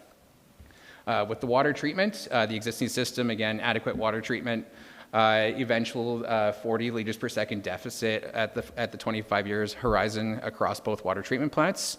There are a number of possible ways to address that. So kind of our next steps was recommending a water treatment and supply study to have a further look at the regulatory impacts that, say, drilling new water wells, installing additional treated water reservoirs for some redundancy, or if there's any alternatives at the Rundle Forebay for additional withdrawal rates. For level of service, that's the general water distribution system and supply pressures. There were some minor existing deficiencies that were more or less within the bounds of reason, and no active projects were recommended to remedy those. We had some previous projects with pressure complaints that were addressed in the previous UMP, and no additional deficiencies were identified in future horizons across the board. For the fire flow analysis, there were some existing deficiencies around the Bow Valley Trail and Railway Ave area. This is generally a limitation from the existing pumping rates at Pump House 2. There was an active upgrade project at Pump House 2 that remedied those significant deficiencies that was already in the works and will be completed in the next 5 years or so. There were some minor locations. There's an area around TP Town with a land use change identified that increases the fire flow requirements. So we recommended a small pipe upgrade project in that area. Otherwise, there is no significant deficiencies across the 25-year horizon. Looking at the pump stations, major pump stations are the Pump House 1, Pump House 2, Benchlands, and there's a booster pump for the Grassy storage reservoir. We found that the Grassy booster pump was deficient in the existing system with no level of redundancy to it, and becomes more deficient under the future growth horizons. So there were some recommended upgrades to that pump station for resolving both the existing deficiencies and addressing further growth. Additionally, there will be a new reservoir in the Smith Creek area that is constrained from, there's an elevation constraint there, so it needs its own reservoir to support the area and would need its own booster station as well.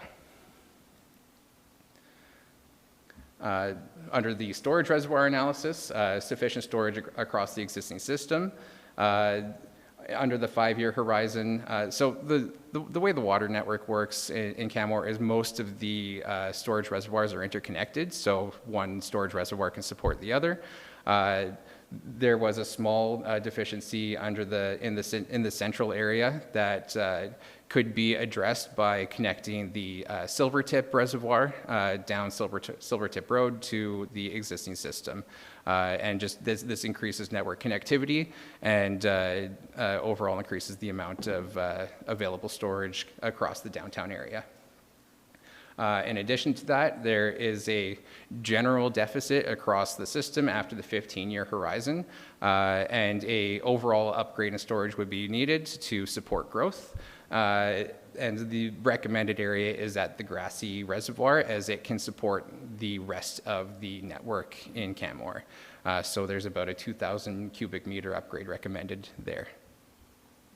And lastly, under the water system, we looked at pipe life cycle. So there's about a 75-year estimated life cycle, maybe more, maybe less, kind of depends on soil conditions and usage and everything like that, pipe material. But a significant amount of the Canmore downtown area was pipes that were installed in the 1960s. So they're rapidly approaching their estimated life cycle. Everything in that picture there that's in red was in the next 25 years, we'll reach that 75-year life cycle. So we looked at, like, they may not need to be replaced right away, but it's something to look at in the future. So a significant amount of the water projects that came out from this were around that pipe life cycle.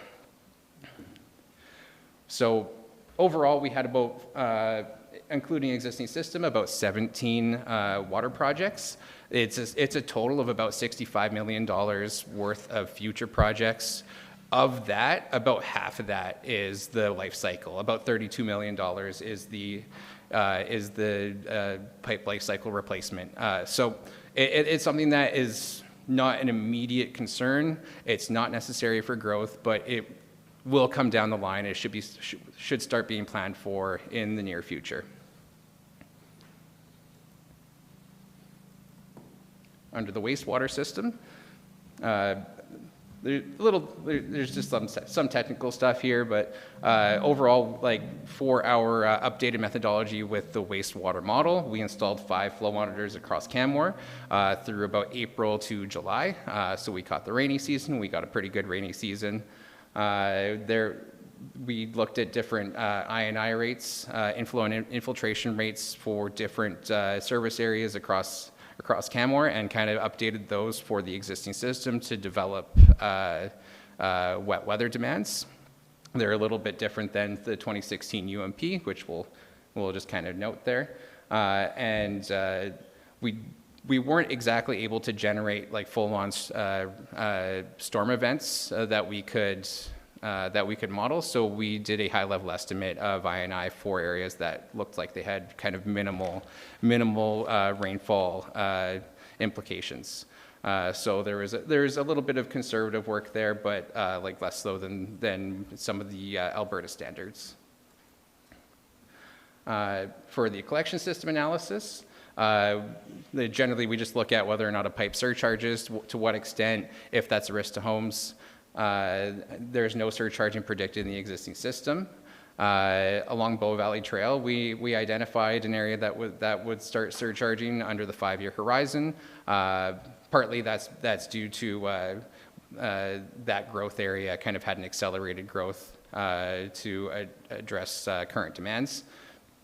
So we noted a capital project there to upsize the pipe. It was an extension of an existing project that was identified in the 2016 UMP, and that's likely just a different distribution of demands in that area.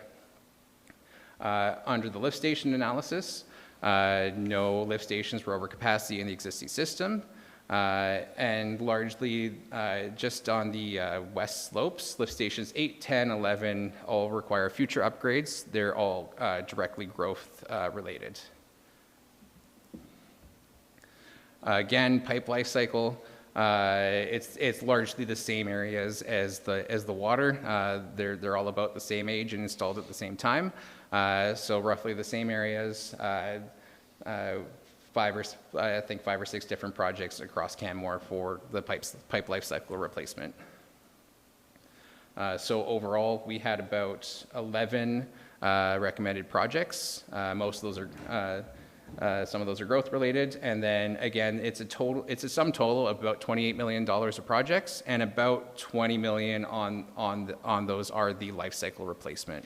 So again, it's a significant portion of the overall capital projects. But yeah, more so in the future. And then just some slight comparisons to the old UMP. The revised I&I rates for the existing system, it was much more granular.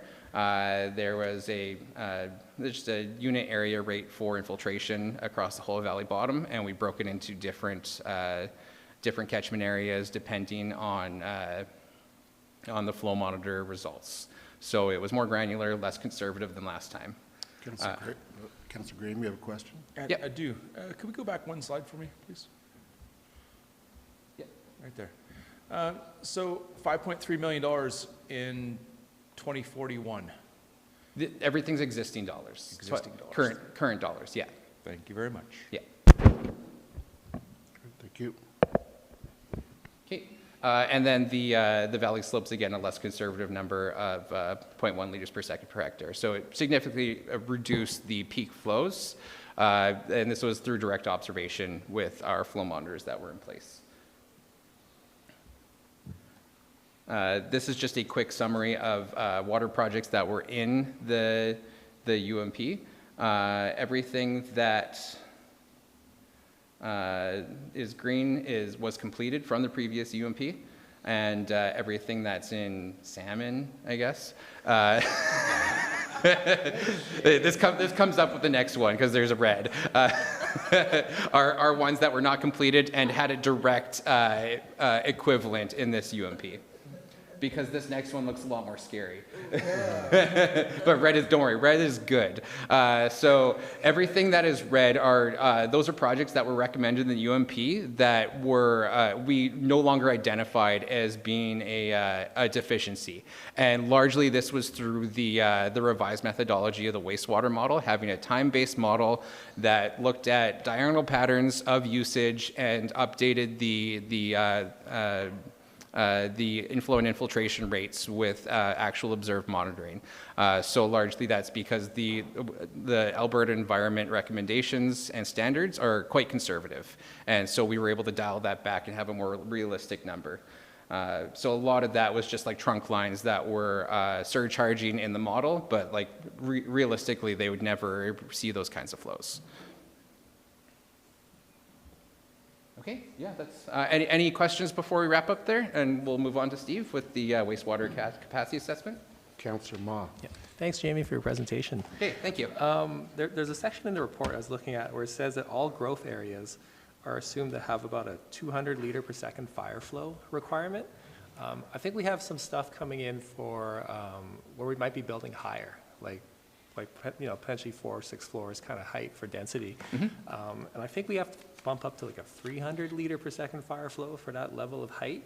How does that affect our UMP as we get down there? Yeah, for sure. So we actually looked at it a little more granularly than that. It was depending on the assigned land use. So if the assigned land use is commercial, institutional, industrial, or very high density housing, we looked at it with that 300 liters per second available fire flow requirement. And then it's kind of tiered below that depending on if it's like high density residential, medium density residential, low density residential. They all have their own levels of available fire flow requirements.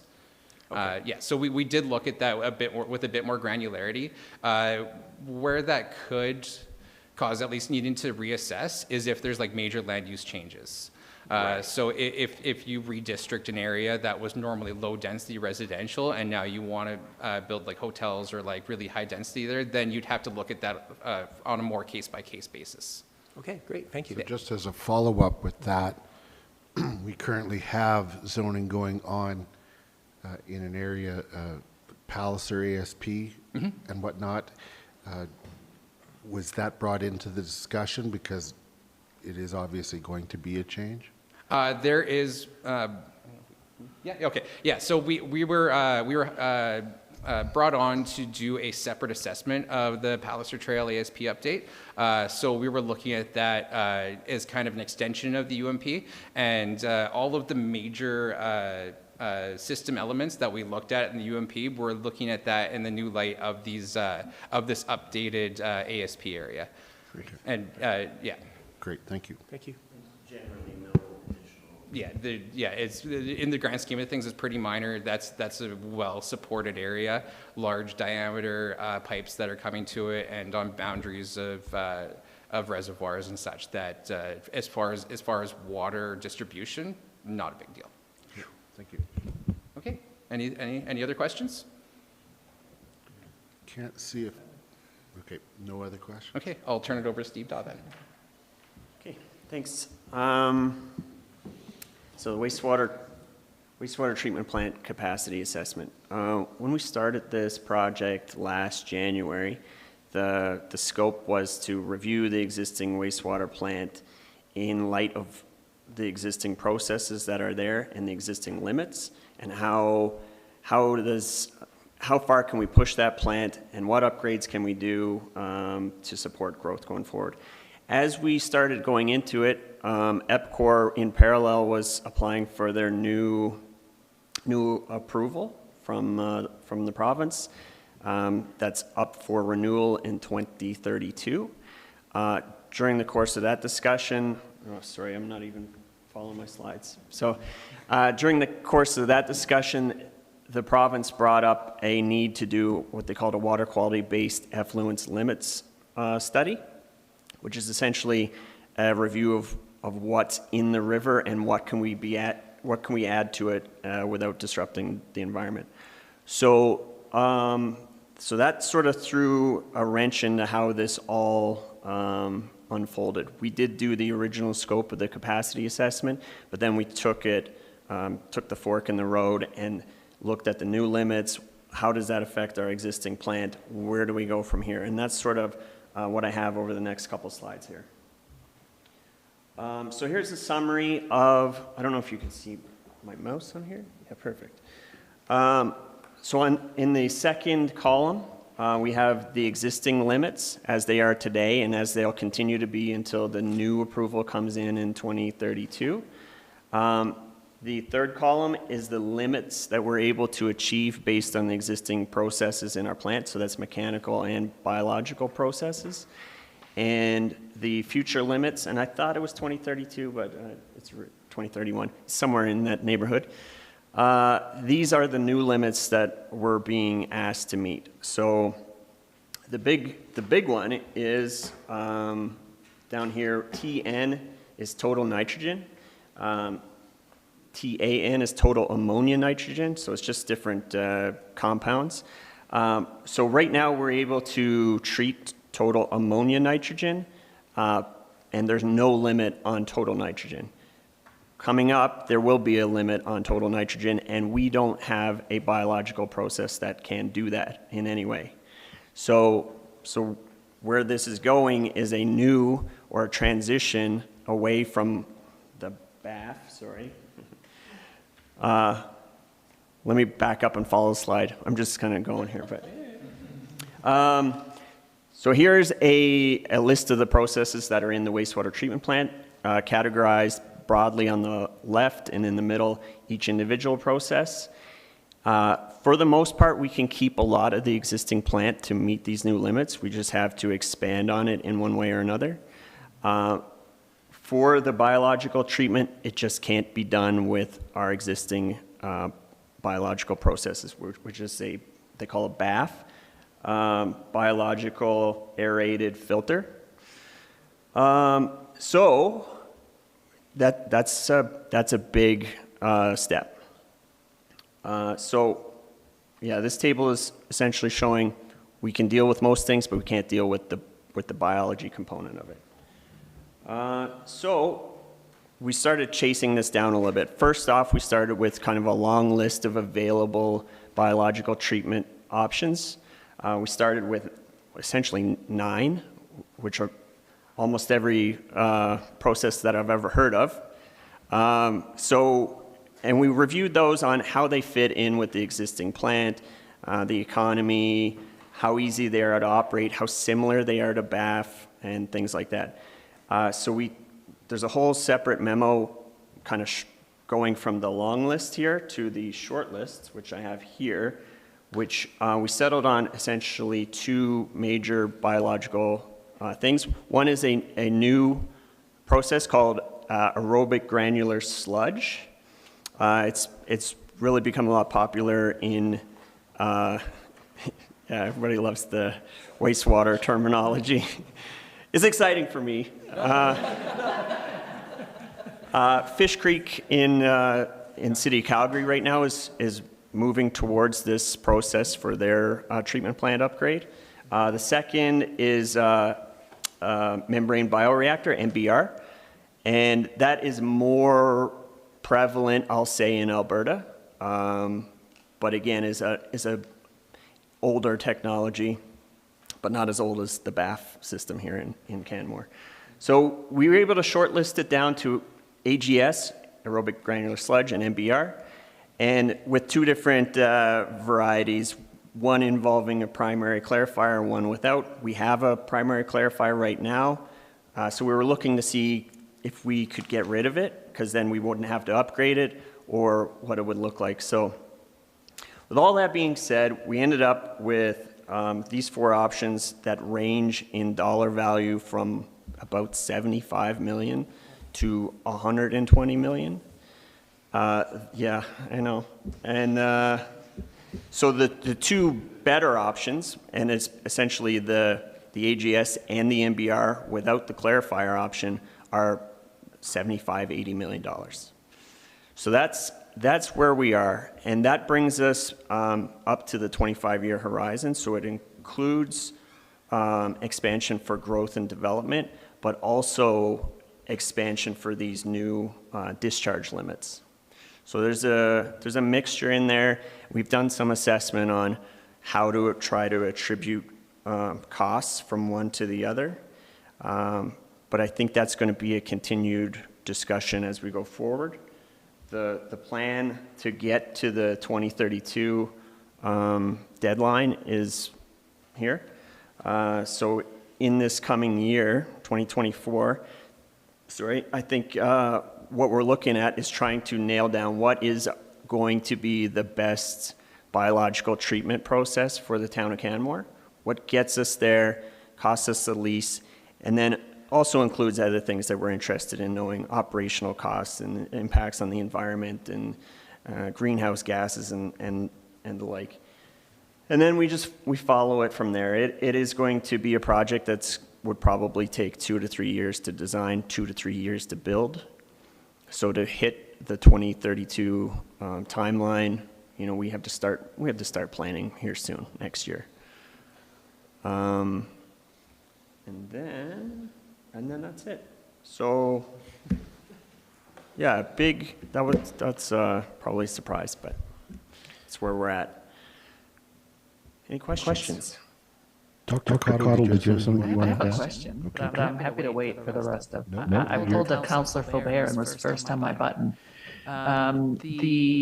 I'm just curious if you folks are doing work in other communities, and if there's any conversation that you're aware of. And I guess this is also a comment for council as well. And I think Councillor Faubert made a point earlier about advocacy at Alberta municipalities. We certainly can't be the only community who'd be facing a change and a cost of this magnitude. And so I'm supportive of what the province is trying to do, presumably around environmental protection. I also think the price tag and the implications are significant. So just wondering if there's any comment on that. Yeah, for sure. And we totally agree. This is a big change. We've had these same limits for as long as I can remember, and we've been able to stay way within those. And we thought we were on the right track with in terms of the technology. And with this change, as noted by Mr. Dawes, our plant just simply can't do it, and coming at a significant expense. And so the conversations we've had with the province is obviously want to make sure we meet the conditions, but it's with the caveat that this would be subject to receiving significant grants from the province. Because without that, we wouldn't be able to do this. The utility could simply not afford it. Another point on that is that Canmore is not the first community to have these limits imposed. Banff, for example, already is achieving the total nitrogen limit. So. How much of it is it because we have a BAF system? A big portion. Yeah, and how common is that? The BAF? Yeah. The BAF is not very common. That was my understanding, that we had a different technology. Yeah, I think it was a good decision when it was decided. I think in the 1990s or so. I mean, given the limits and given all the parameters that would have went into it, it works. It's not common in this part of the world. Our wastewater biology experts tend to be in the Ontario region where they have bigger plants, and they're not running BAFs either. It seems to be more common in Europe. Okay. So it might be a little bit more isolated to somebody like us facing the big change over whereas other communities don't have to go as far. It could very well be. I didn't say, but my background is in water and wastewater hydraulics. The Brainiac biology, chemistry people, we have those in our company, but not in Calgary. And they were involved in this project. So any other deep questions about how the biology works and how our system maybe compares to an MBR, I'm at the high level. I have an understanding of it, but if we wanted to have a more in-depth conversation on that, we could bring in our biology people. Well, as the planning goes, it will be good to know what it is best for us to advocate for. Because it sounds to me like we're between a rock and a hard place. If we have to achieve a certain goal, there's going to be a cost associated with that, but we can't do it on our own. Right. Okay. Okay, thank you. Councillor Ma. Thank you, Your Worship, and thanks for your presentation. 75 million at least. Are there any other technologies coming down the pipe over these next few years you think might also be a viable alternative? Well, the fact is that we have to build it while staying operational. So the big cost of it is building something next to our existing facility, getting it online, doing all the routing from the early processes and then coming back into our UV process. So a lot of it is just simply having to build something new, and not necessarily what it is. It's just that it doesn't fit in there. And if we were, if we were able to pause all the flow from Canmore for 3 years, then we could probably build it inside the existing tankage. But that's just it can't be done. Never happened. Okay. All right. Thank you. Councillor Graham. That leads nicely into my, so we're looking at a new building, not just retrofitting an old one. It'll be the existing building and then a new building next to it, and then there's going to be some interfacing between them. And the existing bath tanks are a good size, and they could maybe be repurposed for something down the road, maybe some sort of expansion, but we haven't, what's that? Yeah, hot tubs. We have the air. Anyway.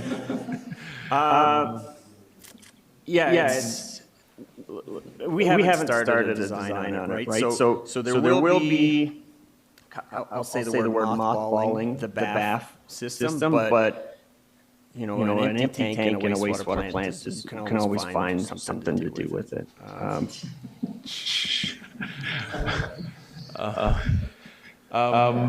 Sorry, that's just how my brain works. I'm not trying to be funny. It sounds a little bit sinister, too. There's something we could do. This is an old poop tank. What would you like to do with it? Fish. Great idea.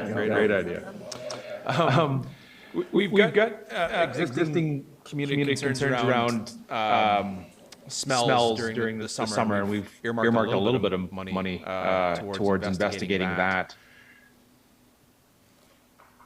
I guess two questions. Is that good money after bad systems, and should we just wait another several years? So we submitted a proposal to chase down the odor stuff. I think it was due on Friday. I don't know where it's going, but based on our experience, but based on our experience with wastewater treatment plants across the country, it tends to come from the front end processes. The headworks, the separation of solids from the liquid. It is that early stage that is the odor generator. The biological treatment tends to not be that, and then the subsequent UV and everything past that tends to not be as well. So we know that it tends to be on the solid side, so solid separation at the headworks, solid processing in the sludge digesters. That's where it's coming from. And those processes, according to the concept, will remain the same, but it doesn't mean there's nothing that can be done with them. Whatever we do now will be usable in the future. Okay.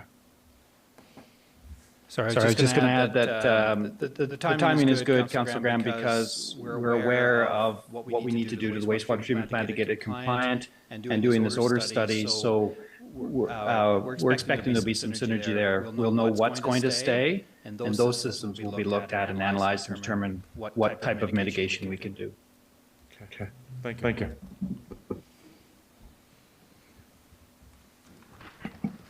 Anything else?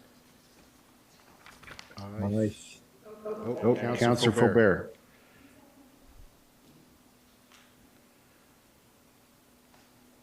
Thank you. Sorry, I totally waited until the end of all the presentations. I had one kind of quick comment. It's my understanding as well that it's very difficult in Alberta to launch or to pilot new technologies in wastewater area in terms of the regulation through the province. I know, I think is it Sundre and like Alberta Beach are trying some new technologies, but I know it's just very, very, very hard to try new things in this realm. So, and no matter what you're doing, it's very expensive. And every other community struggling with similar problems needs financial support as well, because the requirements that the province has puts it in the realm of being fiscally difficult to achieve for smaller communities. My question actually is about the water presentation. So,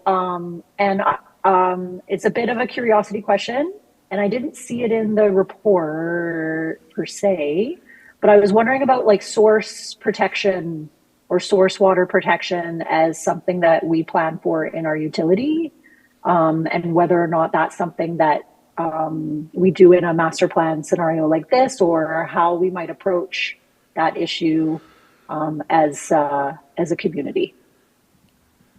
Sure, I can answer that. So we're quite fortunate right now. So one way we do approach protection of water is, and we just finished the draft report, which is our wellhead protection study.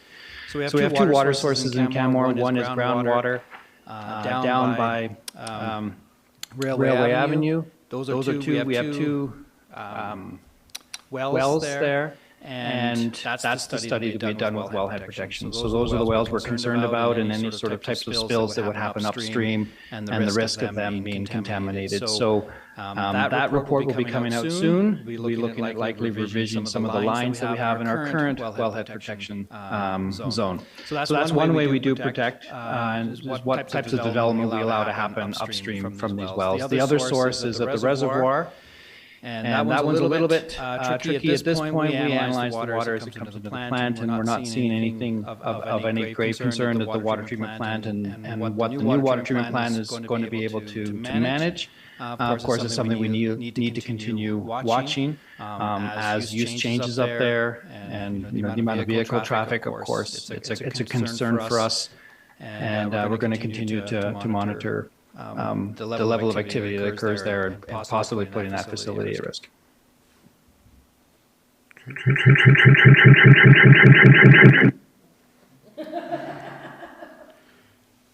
Can I address her comment about new technology? Sure. Just 2 years ago, we did bring in a newer technology into Alberta called moving bed bioreactors, MBBRs. So there's an extra B on what we're talking about here. We did that in Langdon, and we were able to get it through the province. I think the key to doing that was demonstrating successful installations in other parts of Canada, including cold weather climates. And as far, so the MBR that I've talked about here is well established in Alberta. AGS, the granular sludge, is not, but Calgary has selected it as the treatment method going forward. So I think a lot of people take cues from the city of Calgary, and so I think the ones that we've selected, one of them is newer, but is not a pilot by any means. Okay, thank you. All right, looking to see if there's any last questions. Seeing none, I'm going to call, thank you very much for the presentation and for coming to visit us today. I'm going to call it a break, and we will resume at 3:20.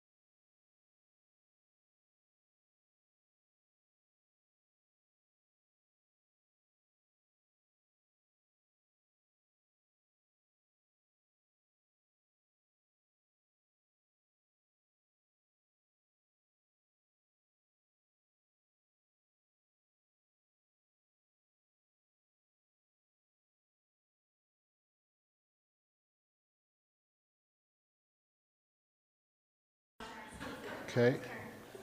And we will now move to, are we able to see his Councillor Faubert back? Okay. We'll now move to item D3, electric vehicle infrastructure, best practice review and recommendations. Welcome, Committee of the Whole. Ms. Fournier. Thank you, and good afternoon, Mayor Crussert and members of council. Caitlin Van Gaal and I are here to co-present today about a study that we had done on electric vehicle or EV infrastructure. In this presentation, we will provide a background for the review, a summary of the results, including considerations around equity. We'll then end with recommendations and open it up to questions. Before I begin, I wanted to show how this review fits into the town's plans. So along the top here, we have our existing environmental and climate strategies. This year, we'll be updating these 3 documents and combining them into one comprehensive climate emergency action plan. With the declining air quality outside, it seems timely to bring up the most recent report from the Intergovernmental Panel on Climate Change.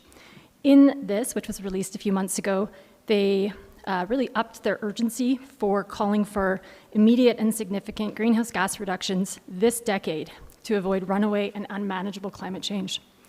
In light of this, we will be looking in the updated Climate Emergency Action Plan at what it would take to achieve more ambitious, shorter-term reduction targets. We will also be increasing the focus in this plan on adaptation and resilience, as we are already experiencing the impacts of climate change due to current levels of global warming. Yeah, and so the EV review was a prescribed action in our 2018 climate plan. As will be discussed in the next steps, recommendations can either be undertaken in the short term or others will feed into this climate emergency action plan and be assessed and prioritized alongside other greenhouse gas reducing actions and then potentially implemented in future years. So this review, which was conducted by a consultant, was a 2022 capital project.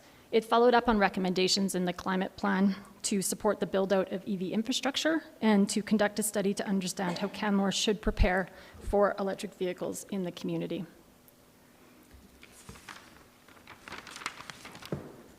The review focused on level 2 charging for battery EVs. Hybrids or plug-in hybrids were not included in the scope. For quick context, another one. This is a table with a comparison between different charger types. So level 1 is a typical household outlet. Level 2, which are the chargers we have for our new fleet EVs, requires a 240-volt outlet, similar to a dryer or stove plug. Level 2 provides about 40 kilometers of range per hour of charge. And while you can charge off a regular household outlet, and many people do, it won't be sufficient for the transportation needs of residents who are traveling longer distances, such as those who have to commute to Calgary. Level 3 or DC fast chargers are the high voltage ones, most prevalent in gas stations that allow you to charge battery in about 40 minutes. The review aimed to better understand the role that we as a municipality can have or should have to enable EV ownership for residents. We wanted to identify any equity issues as well. EVs are prominent in science-based mitigation pathways that limit global warming. On a life cycle basis, they emit fewer GHGs than internal combustion engine vehicles, and this will improve as carbon intensity of the Alberta electricity grid continues to decrease. EVs also provide local benefits in that they reduce air and noise pollution. A wholesale shift to EVs, however, will not solve the climate crisis. They're only part of reducing transportation emissions. We still need to prioritize shifting to other modes of transportation. As per federal targets, in 12 years, none of us here will be able to go to a car dealership and purchase an internal combustion engine vehicle. Provincial projections are less ambitious, about 10 years behind, but even then, a significant increase is coming. So EVs are really a matter of when and not if. The consultant did a few estimates based on different scenarios. And so this estimate here of 420 to 3,900 EVs registered in Canmore by 2030 is huge. But the point is that at the very conservative end, the most conservative estimates, we're still looking at a few hundred based on current growth rates. However, it will likely be in the middle or kind of upper ranges of this. Studies have shown the consistent barriers to EV ownership. Municipalities really can't do anything about the first two, about cost and range, but they can have a role in access to charging. Because of the time that it takes to charge a vehicle, the ability to charge at home is the most important for enabling EV ownership. Not surprisingly, retrofitting for EV charging is more expensive than building it in at the time of construction. So for multi-unit residential buildings, or MURBs for short, costing studies have shown that it can be about 3 to 4 times the cost to retrofit compared to the cost of, or the incremental cost increase of building it in at the time of construction. It's typically less expensive and much easier for a single-family homeowner to retrofit for a level 2 charger compared to a condo building, because in the single-family homeowner case, you have autonomy over decision-making, whereas in multi-unit buildings, there's stratas and the need to gain consensus amongst all of the owners. That said, with single-family development, it can be the neighborhood transformer that can be an issue. So typically, there's one transformer for about 12 homes, and some power distributors in Alberta have warned that as few as 3 level 2 chargers on one transformer can cause local faults and cause issues. Typically what's happened in the past is that the residents who's triggered the extra demand for a transformer upgrade has to pay the full cost for that, so that can be tens of thousands of dollars. I'm going to hand it off soon to Ms. Van Gaal to discuss the municipal role here, but we wanted to first establish the definitions for EV charging infrastructure that we'll be speaking about. So first is an EV-capable parking stall. This does not require the charging unit itself to be installed. Only the aspects that will be important for a future charging install will be required. So this is things like conduit, breaker space, electrical capacity, the wall and floor penetration, so you can avoid having to open up walls or rip up asphalt at a later date. The next step up is the EV-ready parking. So the difference between this and an EV-capable stall is that in this case, the wiring actually has to be done, and you need to put the outlet. So essentially, it'll look like a dryer plug in the wall. Lastly, EV installed. So this requires the full charger to be installed and operable. There's also energy or EV energy management systems. So these are important technologies that help manage load. So they can slow, delay, cycle EV charging, which can prevent capacity or overloading issues if multiple EVs are charging on the same circuit. They are ideal for workplaces or multifamily buildings when you have potentially multiple cars trying to charge at the same time, but they're parked for a long time, so they can help manage that. And with that, I'll turn it over. Perfect. Good afternoon, Council. So as Amy mentioned, I'm going to talk about the roles of municipality with EV ownership and increasing EV ownership. And the main way to do that is by increasing access to EV chargers. And so while this slide will give you an overview of the tools that we have to influence EV ownership and EV charging, we'll go over these in more detail in the coming slides, as well as the recommendations that were in the report associated with these key tools. So just quickly, the key tools are our bylaws and policies, incentives for charger installation, increasing access to public charging, education around safe installation, and engaging with the utilities and the community.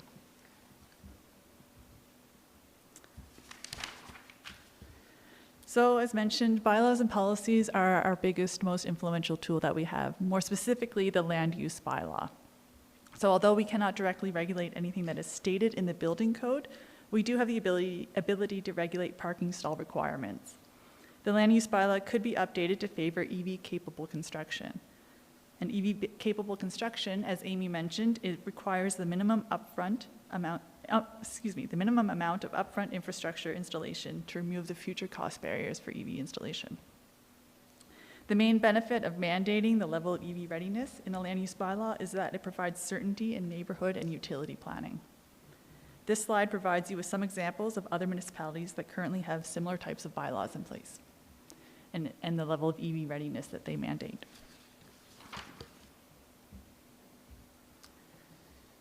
The report made the recommendation that the town update the land use bylaw to stipulate the number of EV-capable, EV-ready, and EV-installed parking spots for various land use types and classes, as you can see here in this slide.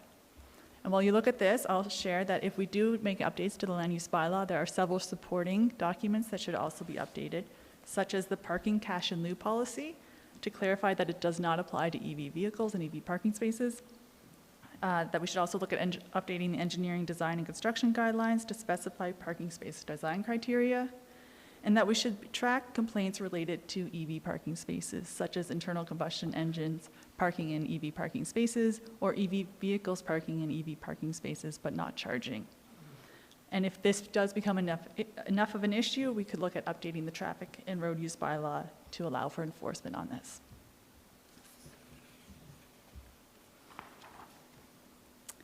A few other recommendations that came out of the report were the need to look into an incentive program. Other municipalities across Canada have begun offering incentive programs for EV chargers. The report recommends that the town create a program to provide rebates for level 2 EV chargers, offering $600 for home chargers and $1,000 for multi-unit residential buildings. Any rebate must require proof of permitted installation by a master electrician. Another way to influence EV ownership is to provide access to public charging. So while adopting the requirements for EV readiness in new construction will ensure that the future residents can install chargers without the burden of expensive retrofits, it does not address people currently living in condominiums or apartment buildings that do not have access to charging at home. And so we need to look at providing publicly accessible charging for those individuals. So the report recommends that we identify optimal locations for publicly accessible chargers, that we engage the owners at these optimal sites to determine the most effective ownership models to construct charging hubs at these sites, and that we utilize the Town of Canmore facilities to support public charging where possible. The final recommendations from the report were around engagement and education. The report states that it's important to maintain developer engagement through regular consultation to understand the concerns regarding the EV parking requirements that are proposed for the land use bylaw update. That we also need to maintain utility engagement through regular consultation with Fortis to understand the impact of the land use bylaw updates and to work to ensure power demand projections provide adequate distribution network capacity for EV charging growth. And that the town also need to maintain community engagement through regular public consultation. This should aim to understand the local concerns of both EV owners and non-owners, with a focus on the barriers to adoption to inform updates to Canmore's program. And finally, around education, the report recommends that the town develop and maintain a website to host information and guides on EV and EV charging. And it should also be noted at this time that there are a few community organizations within Canmore that have done an excellent job to date on doing education around EV ownership and EV charging, the Biosphere Institute of Bow Valley and the Bow Valley Climate Action Society, to name two.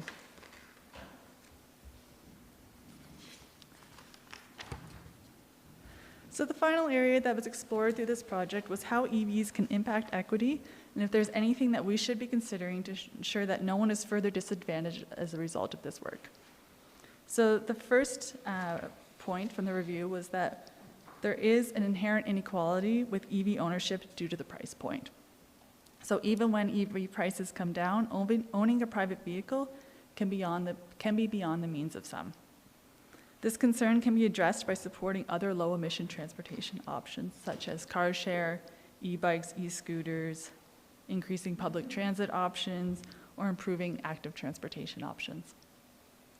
The next main way to address equity is through this work is to ensure that all residents have access to charging, whether that be through equal travel distance to a public charging hub, or ensuring the cost of installing a charger at home, if in a single-family home or in a multifamily home, is relatively the same cost. And the final way to address equity is through access to parking. So for example, if there are more charging spots than being utilized by EVs, this favors EV owners. This is challenging to address because we know there needs to be enough charging spots available that concerns over charging access does not discourage EV purchase. And in the short term, this means that more EV charging stalls will be needed than likely utilized. Successfully navigating this issue will require the community engagement to educate the public on the link between charging availability and EV purchases and the availability of alternative transportation modes as well.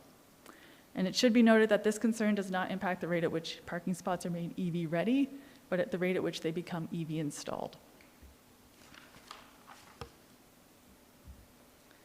So the final slide in our presentation on electric vehicle charging is our next steps. And so in 2023, the Arts Place charger will be replaced to a user pay model. We'll also support the Biosphere with their electric vehicle expo in this fall. And we are going to be working with BODA to survey members on the proposed parking requirements. And I should note that that engagement is already underway. We have been working with BODA and we have sent them survey questions to distribute to their members once we finalize them.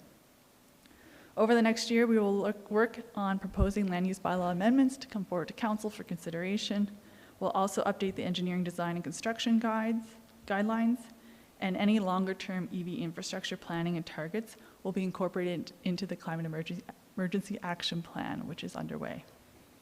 In 2024, we will be installing 2 chargers at Elevation Place and Canmore Recreation Center, and we will look into developing an EV charger incentive using the Sustainability Reserve as part of a broader GHG emission reduction incentive program approved in the 2024 operational budget. And so with that, I would like to open it up to questions, and thank you for your time. Great. Thank you to both of you for this presentation. A glimpse into the future that we have to be prepared for. Looking to council to see if there are any questions. Councillor Ma. Thank you, Your Worship. I used to live in the MURB, and it was good. One of the challenges was like way back we had like when there was the fruit tree removal rebate program, we had like 50 units in the condo complex. I remember like, guys, so I was on the board, and they would only rebate like 1 tree. And we have like 6 or 7. And I was curious, like, say when we're coming to this process for some of the MURBs in Canmore will have some of them are pretty big, and will we be able to scale the program so it's not just like 1 rebate for 1 EV charging stall? Perhaps there's some sort of a ratio that we could set that up to help facilitate the change. We have, to be honest, we haven't set out the details of what exactly the rebate program would look like at this point. It was recommended $600 for single family, $1,000 for multifamily individual homeowner within the or unit owner. Okay. But those details will be sorted out once we go to the development program. Okay. And are there ever situations like where, say, someone has their own private install for their house, but then they're able to let other people use it for a fee? Has there ever been that model explored anywhere else in the world? You can rent my charger, kind of thing. Yeah, I don't use it all the time. Okay. Just curious. Thank you. Actually, I know that. Councillor McCallum. Sorry, and this might not align with the question you're asking. I understand with because we have solar panels and we have a 200 amp box that we installed when we built our house, that we have the potential to actually decant solar into our car and then like dump it back into the grid. We haven't done that yet because we don't have an electric car yet. So you use like a battery? Yeah, that's what I'm, you can use your car like a battery without having to have a battery. I think. I still feel like I know enough to be dangerous. Okay. Yeah. I can comment on that. That is a thing. Okay, great. Thank you. Whether or not it's actively happening right now, I would need to get back to you on because that's really that's a Fortis grid issue, and whether they're capable of doing that and how they're managing that, if they have to manage that or if they're allowing you to do it directly, is where I'm not clear on, but that is a direction. That is definitely a future direction. It has been flagged. Because I know friends of ours are getting solar on in South Canmore, and they bought a battery, and it's because they have sump pumps to operate, so if the power goes out, then they have a battery to operate the sump. Which that was new to me. I was like, that's clever. I'm a fan of clever. But yeah, that's what I was, and we're not there yet. We just put the 200 amp panel in because, as you've articulated, it's easier to slam it in on the front end than try to put it in afterwards. So yeah, that definitely is something that is a lot of thought and kind of future planning is going into. Councillor Ma, you had another question. Yeah, that's okay. A friend of mine lives on I think it's like Rundle Point, and he was on the bit of like the race to get his EV charger in second or first on his street because he was concerned that like Fortis said, yeah, if you're like the last person in, it's just not going to be financially like available for you to do it. Is there any sort of like discussion with Fortis on like how that process might have some leniency? Not directly. This is new.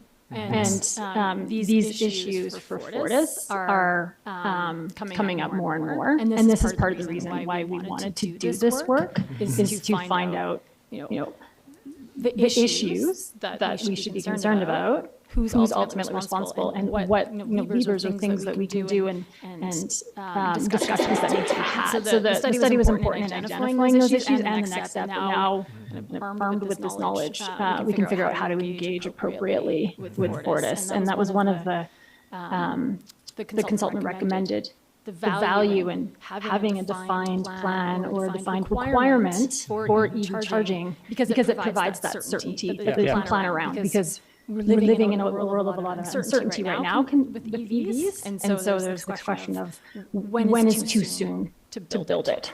And overbuilding now versus slowly, incrementally building. And so having kind of some more certainty, at least locally, provides us a good starting point for discussion. Great, thank you. Councillor Graham. Thank you, Your Worship. If we were to open up the land use bylaw to talk about parking and parking requirements, how have we been having conversations with the community around zero parking for developments? Car-free communities. Is that conversation happening? Don't smile your smile. It might it might be. I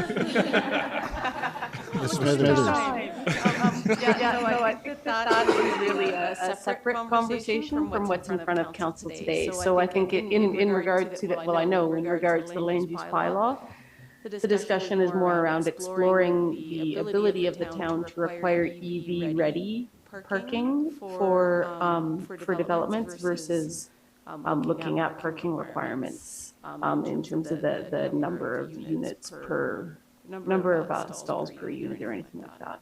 So I think what you're asking is a good question. It's just not related to this matter that's in front of council right now. Okay.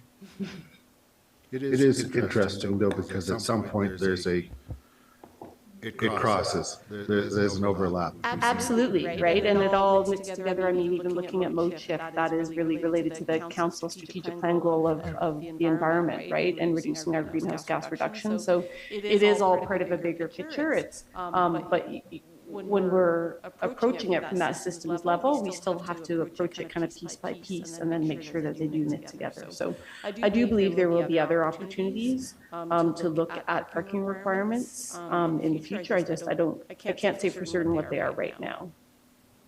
Great. Thank you. Councillor Merrow. Thank you for your report.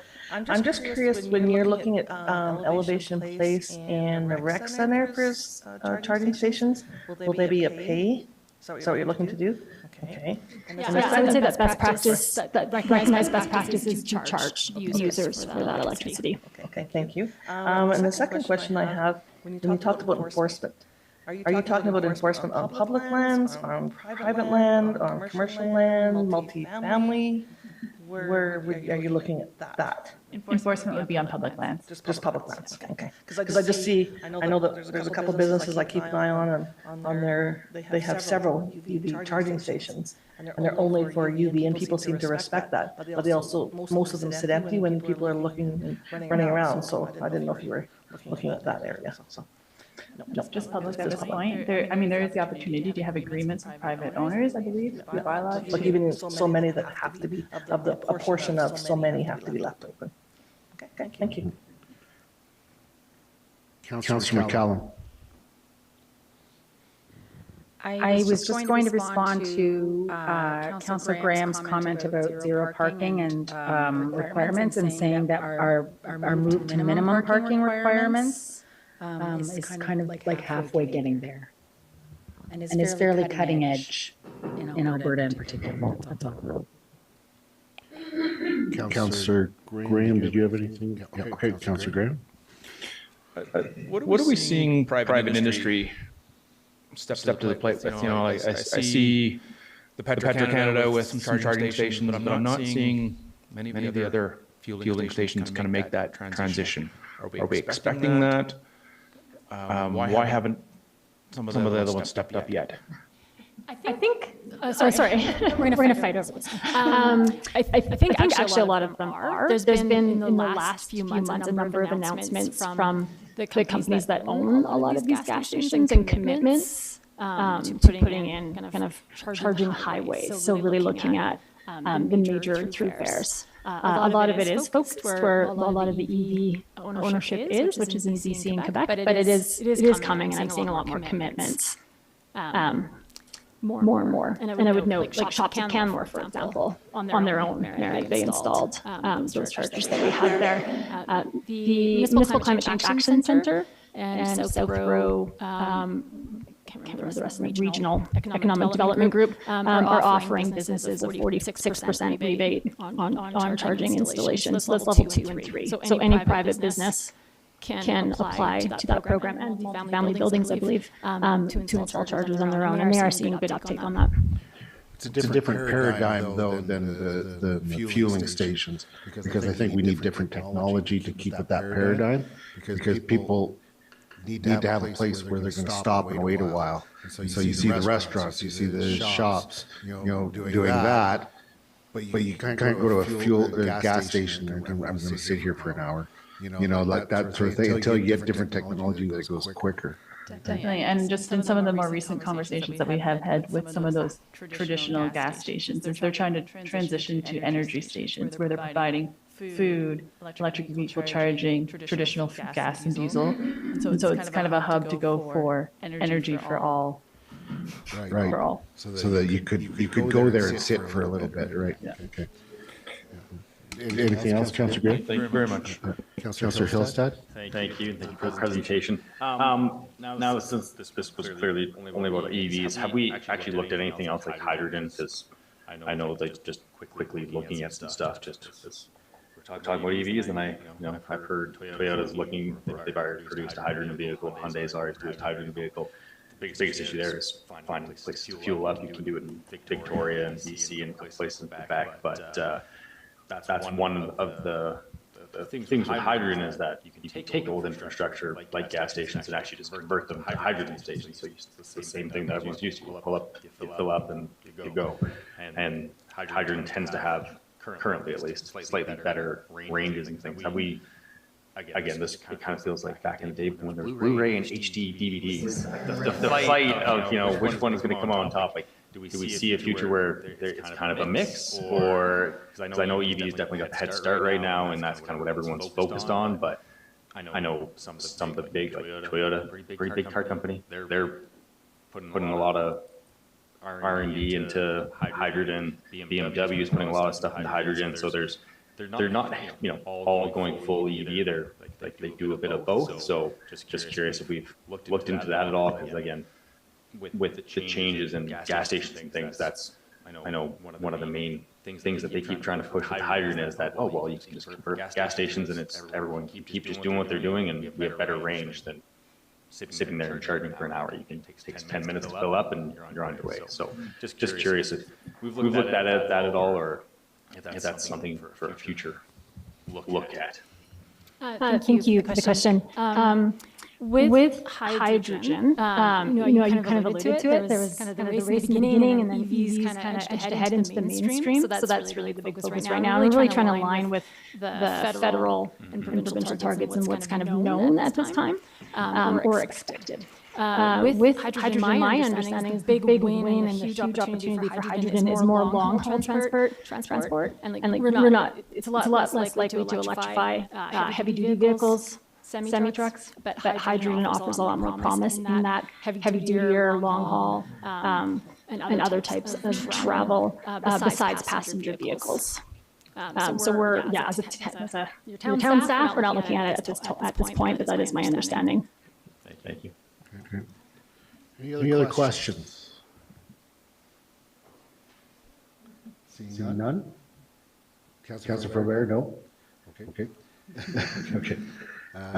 Thank you very much then. I really appreciate that update, and I appreciate setting out the next steps because it's important that this type of work is not just lost or sitting on a shelf. I really appreciate how it's going to be implemented. So look forward to hearing more about that in the future. We'll now move to the D4, Renewable Feasible Study Results and Next Steps. Is this part two of... So this is actually a separate study. So it's a completely separate presentation and separate study. We just happened to get scheduled to do them on the same day, back to back. It's amazing how we can do that. Exactly. So you get a lot of us talking to you today. So good afternoon again. So this study is focused on a feasibility study that we had done on renewable energy. And we will be co-presenting that to you again. So similar to the format for the electric vehicle presentation, we'll do some background, then do the overview of the findings, then move to recommendations and next steps, and lastly, we'll have time for questions. It fits in the same way that the EV study fit in. Nice so that, renewable use of slides. Exactly, we like to recycle. So this had started as a 2020 capital project, but did take some time to complete due to external funding and the approach to the study, which was done in multiple steps. The study was required because there was numerous actions in the 2018 climate plan that related to renewable energy, but there was no indication of cost or potential GHG reduction or technical feasibility in the local context. In order to move forward with any of them, we needed more information to make informed decisions. To expand the scope of what could be covered, we had applied to Federation of Canadian Municipalities for funding and were successful in receiving that. The study was broken up into 3 parts consisting of 7 reports, and they all have been provided as lengthy attachments. The reason it was done in this way was largely because of the FCM funding. They were very clear that they do not fund high-level feasibility, or in their words, we do not fund studies that result in recommendations to do more studies. They really want their funding to go towards studies that end up in a project or a pilot project or a decision not to proceed. As a result, we broke the work into specific detailed sub-studies that could be undertaken by consultants that specialize in the relevant areas. Then we brought them all together at the end and compared them to each other using marginal abatement cost. And we'll explain this later in the presentation. I'm just noting for the record that Councillor McCallum has to leave to do another commitment, so it's nothing personal. Okay. Yep.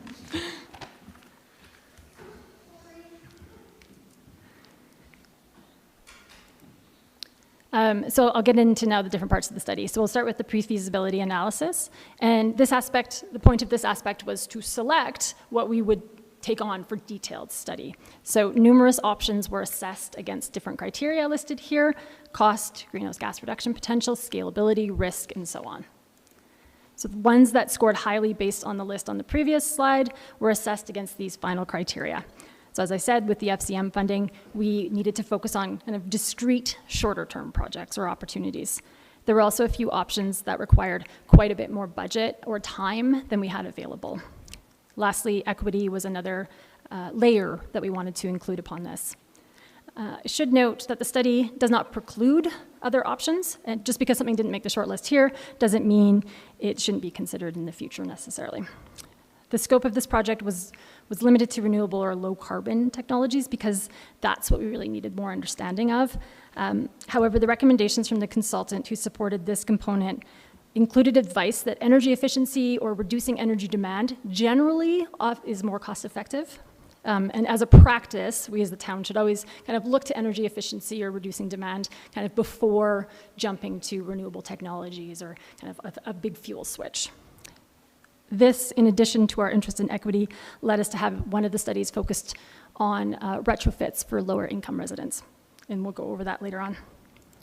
So diving into each of the detailed sub-studies, the first one, we were fortunate to have the timing align with the work on the design for the new fire station. So we used a little bit of this study funding to do a much more robust analysis of the different pathways to achieve the goal of near net zero for that facility. The analysis looked at a number of different technologies and green building design approaches and came up with the most effective combination, so which resulted in what we're doing in the fire station, an air source heat pump coupled with the solar rooftop array and a number of energy efficiency measures. The second sub-study that was done was on a virtual power purchase agreement, or VPPA. So these, if you're not familiar with them, are quite complex and could warrant an entire council workshop just on them alone, but I'm going to try to do this in under 2 minutes. They are a longer-term contract, often up to 15 years, between a buyer and renewable electricity generator. It's a financial arrangement. No physical electricity is provided directly to the buyer, hence the term virtual. The buyer will continue to utilize grid electricity. If we were to enter into a VPPA, we would agree to what's called a strike price for a certain amount of renewable electricity and the greenhouse gas credit associated with that clean energy. So for this, I'm just going to give an example. We'll say our strike price is $50 per megawatt hour. The generator will sell their power into the Alberta grid, and the market price that they or any electricity generator will receive is constantly changing depending on when that power goes in, and it changes up and down throughout the day. If the price that the generator receives for that megawatt hour of electricity is more than our strike price, they pay us the difference. So if they get 75 for it and our agreed upon price is 50, we get 25. Conversely, if they get less than 50, we pay them. So if they get 40, we give them 10. And the image in the middle, the VPPA settlement, tries to show this relationship. At the end of the month or year, this all gets settled in terms of who ultimately gets paid, and then we receive our GHG credits for the clean energy. In Alberta, they are beneficial because they provide price certainty for renewable generators. And this allows more renewable electricity on the grid, which we all benefit from. For the town, the benefit for us would be that a VPPA is a single one-time action that can reduce thousands of GHGs over multiple years, compared to a lot of our other actions, which are very incremental. A few dozen here, a couple hundred there. They are popular with large private sector organizations as a way of achieving net zero targets, because with one contract, they can essentially negate the GHG emissions resulting from their electricity demand. Unlike the outright purchase of carbon offsets, they are risky, but there is potential of revenue or zero cost. We did this study to better understand the potential cost and degree of risk to the town, because this is a very different arrangement than municipalities do, and how they approach energy, and a bit frightening. The analysis indicated that there would likely be some ultimate revenue to the town. However, these are just inherently risky and they're long-term, and there's just no way to fully mitigate against that. The analysis suggested that a wind VPPA would be lower cost and lower risk than a solar one. The financial benefits will be tied to carbon pricing. So if carbon pricing continues to go up and delivered as planned, that would be better for the buyer. But if it gets canceled or doesn't go up as ambitiously, that does have an impact. They could reduce our GHGs much more significantly in the short term because of how the grid is changing. So as the grid gets cleaner, the GHG benefit to us is actually lower. We had teamed up with the staff from the town of Banff for this project to see if our combined loads would result in a better price or better pricing going forward. And the consultant advised that there wouldn't be any material value to this type of approach, given how small we both are compared to the size of a wind or solar development. Formatting went weird there. We're going to move on to sub-study number 3 now, which was on solar canopies. We are doing a great job maximizing our town-owned rooftops for solar, but we will get to a point where we're going to run out of cost-effective rooftop space. So we wanted to look at additional options. Parking lot canopies are getting more prevalent as parking lots offer large open spaces of already disturbed land. Canopies also offer the benefit of shade and keeping snow off vehicles.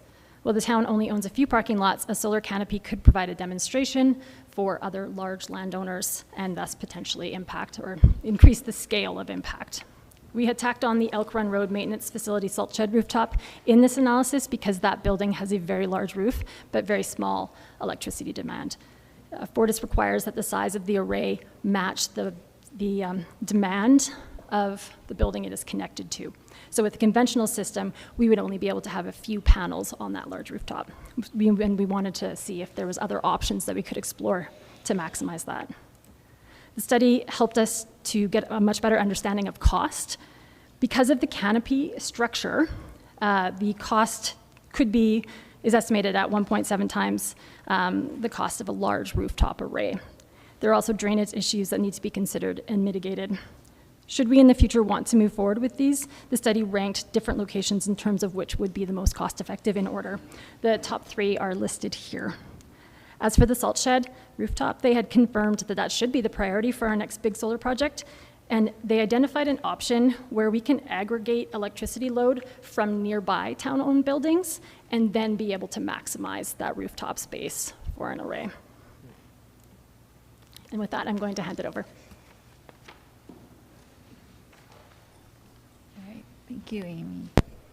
So for substudy 4, we wanted to understand how the town can significantly increase solar uptake using the current solar incentive program. So the key findings from this study showed that a continuous non-capped solar incentive program, so a program where there's no limit to the number of people who could apply to it, could cost the town up to $1 million by 2030, with only a 9% incremental increase of residential rooftop solar systems. This is equal to 168 additional solar systems compared to the baseline scenario, which includes Canada Greener Homes grant, which is estimated at 1,229 systems installed by 2030. So the key takeaway from that is that the continuation of the $5,000 Canada Greener Home grant will provide the most significant impact on solar installation in our community. The study also noted that there is no current federal or provincial program for the commercial sector. And so while we didn't study that in detail with this study, the main takeaway for us has been that potentially the best bang for our buck for a solar incentive program could be for the commercial sector. However, this report did state that we should continue with our lottery-based solar incentive that we currently offer residents with that capped budget per year.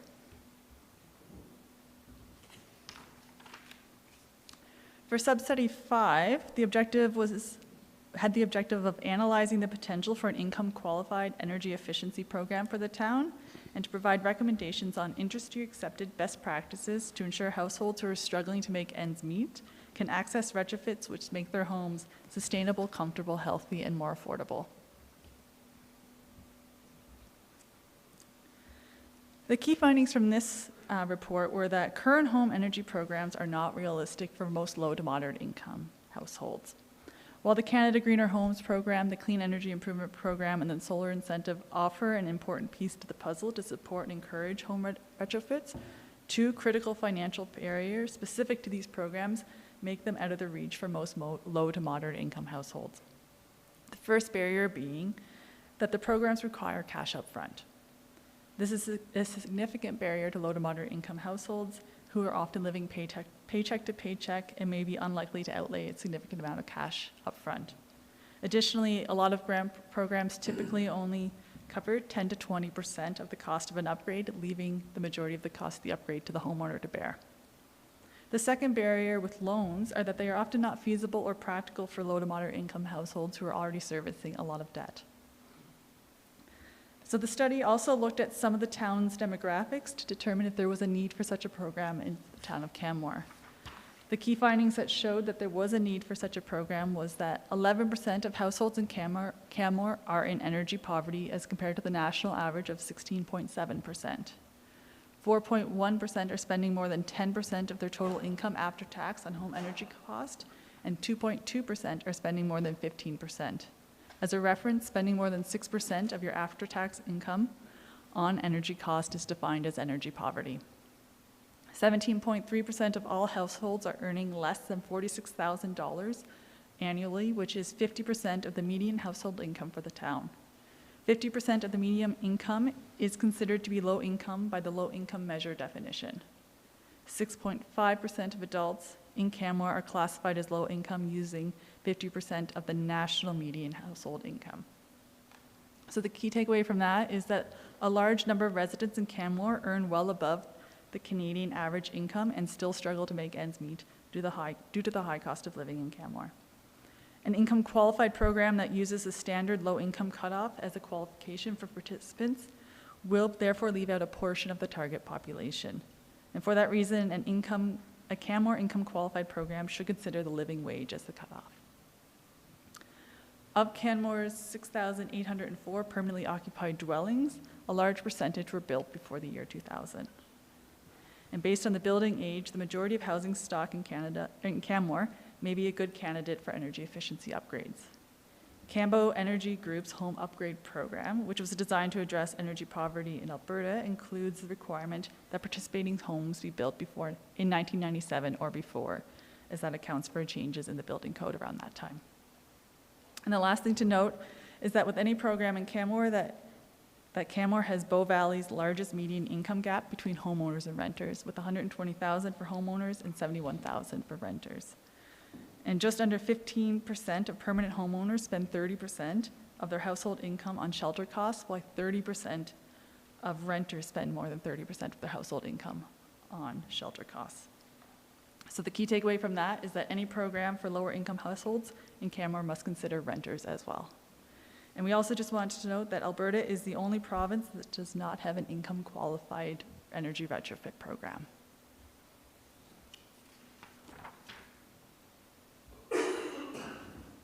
So the most important aspect of this study was the recommendations it provided us based on the best practices from other low-income energy efficiency programs across the country. The key recommendation is that we should offer deep energy retrofits at no cost to income qualified participants. Deep energy retrofits are intrusive retrofits such as replacing windows, insulation, updating your heating systems. And so eliminating the full cost of an upgrade will ensure the program is accessible. And equity-based programs should strive to ensure traditionally marginalized groups receive the same benefit as others in societies. So as discussed in the report, lower income households tend to live in homes that are older and less efficient than the general population, and consequently their energy bills take up a larger percentage of their income. The alternative to deep energy retrofits are energy saving kits. And these are the kits that you've most likely received before with LED light bulbs, low flow shower heads, etc. Energy saving kits installed in many homes will achieve a utility's broad goal of reducing energy consumption across the entire customer base, but it does little to reduce the consumption or improve affordability on the household level. So the kits themselves result in little savings per household, and more often than not are left in the box that they are delivered in. The other key recommendations are that program qualifications should consider the realities of the cost of living in Canmore, that any program should provide a simple one-stop shop approach, and that it to be develop multilingual and culturally appropriate outreach tactics and include renters, and that any program design should be backed up with good quality data.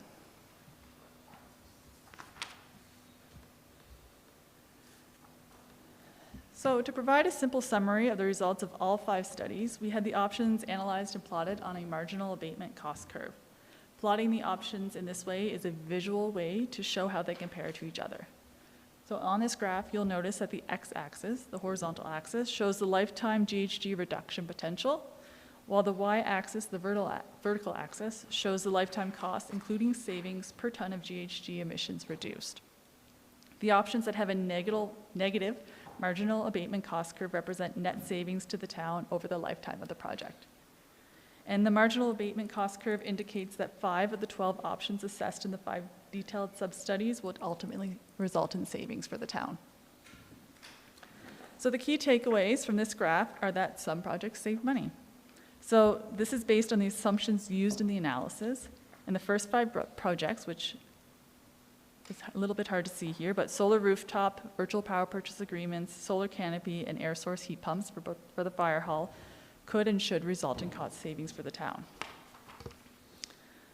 It also shows us that some benefits are externalized. So most projects with the cost money per ton of emission reduced generate an indirect benefit, which does not result in a direct financial return to the town.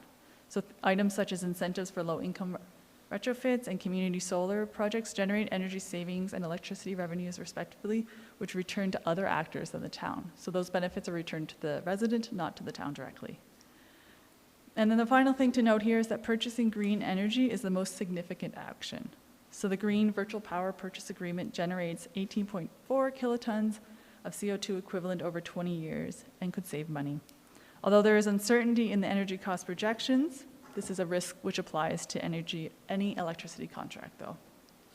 The thing to note with a virtual power purchase agreement, if implemented, the GHG reduction of other actions on corporate facilities is reduced because we're now displacing green power. So the final slide here is the next steps from these 5 studies that were completed. So the first thing around virtual power purchase agreements, so while they may be necessary to achieve more ambitious targets, they will be considered and prioritized among other actions in the Climate Emergency Action Plan that is being developed this year. Similarly, the solar canopy feasibility will also be prioritized and incorporated in the Climate Emergency Action Plan and brought forward at that time for consideration and as a capital project request. And then finally, the solar incentive and lower income incentive program.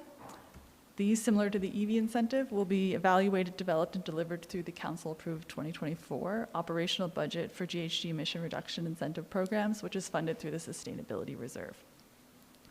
And then the final thing is the net zero carbon options for the fire station. This analysis has already been undertaken, and those have been incorporated into the fire hall design. So with that, I will open it back up to questions on our renewable feasibility study. Thank you very much.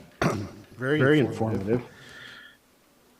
As I listened and as I read the report, with respect to virtual power purchase agreements, I'm getting mixed messages.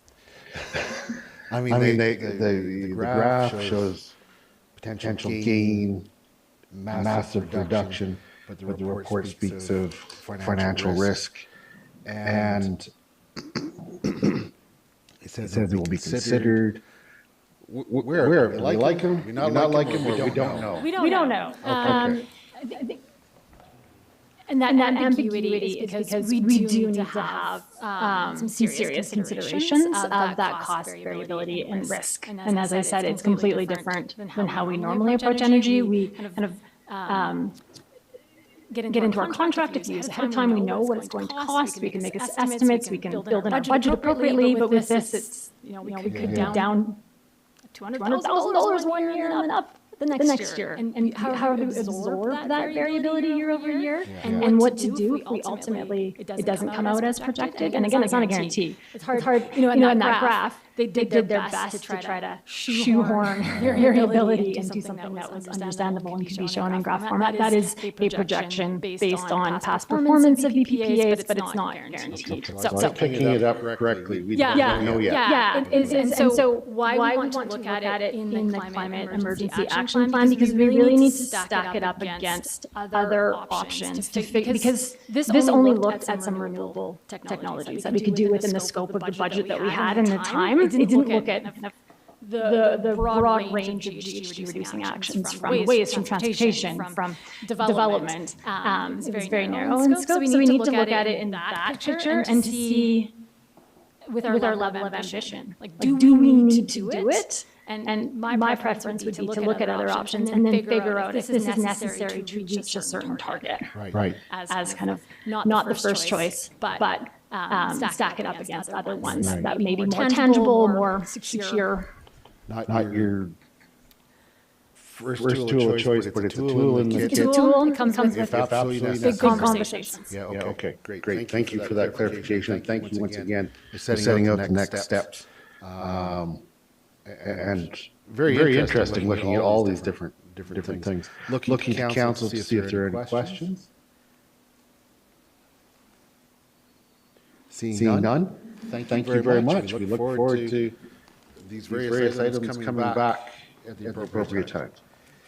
Thank you very much. We'll now move to item D5, Regional Emergency Management Bylaw.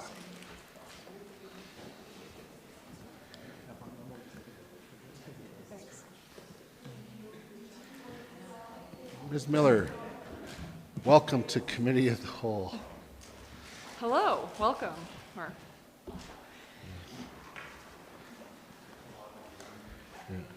Well, it seems like a good day to talk about emergency management. Just with the smoke going on outside, the wildfires that are happening in Alberta, and effective emergency management continues to be a priority for the town of Canmore and the town of Banff councils, as well as the community.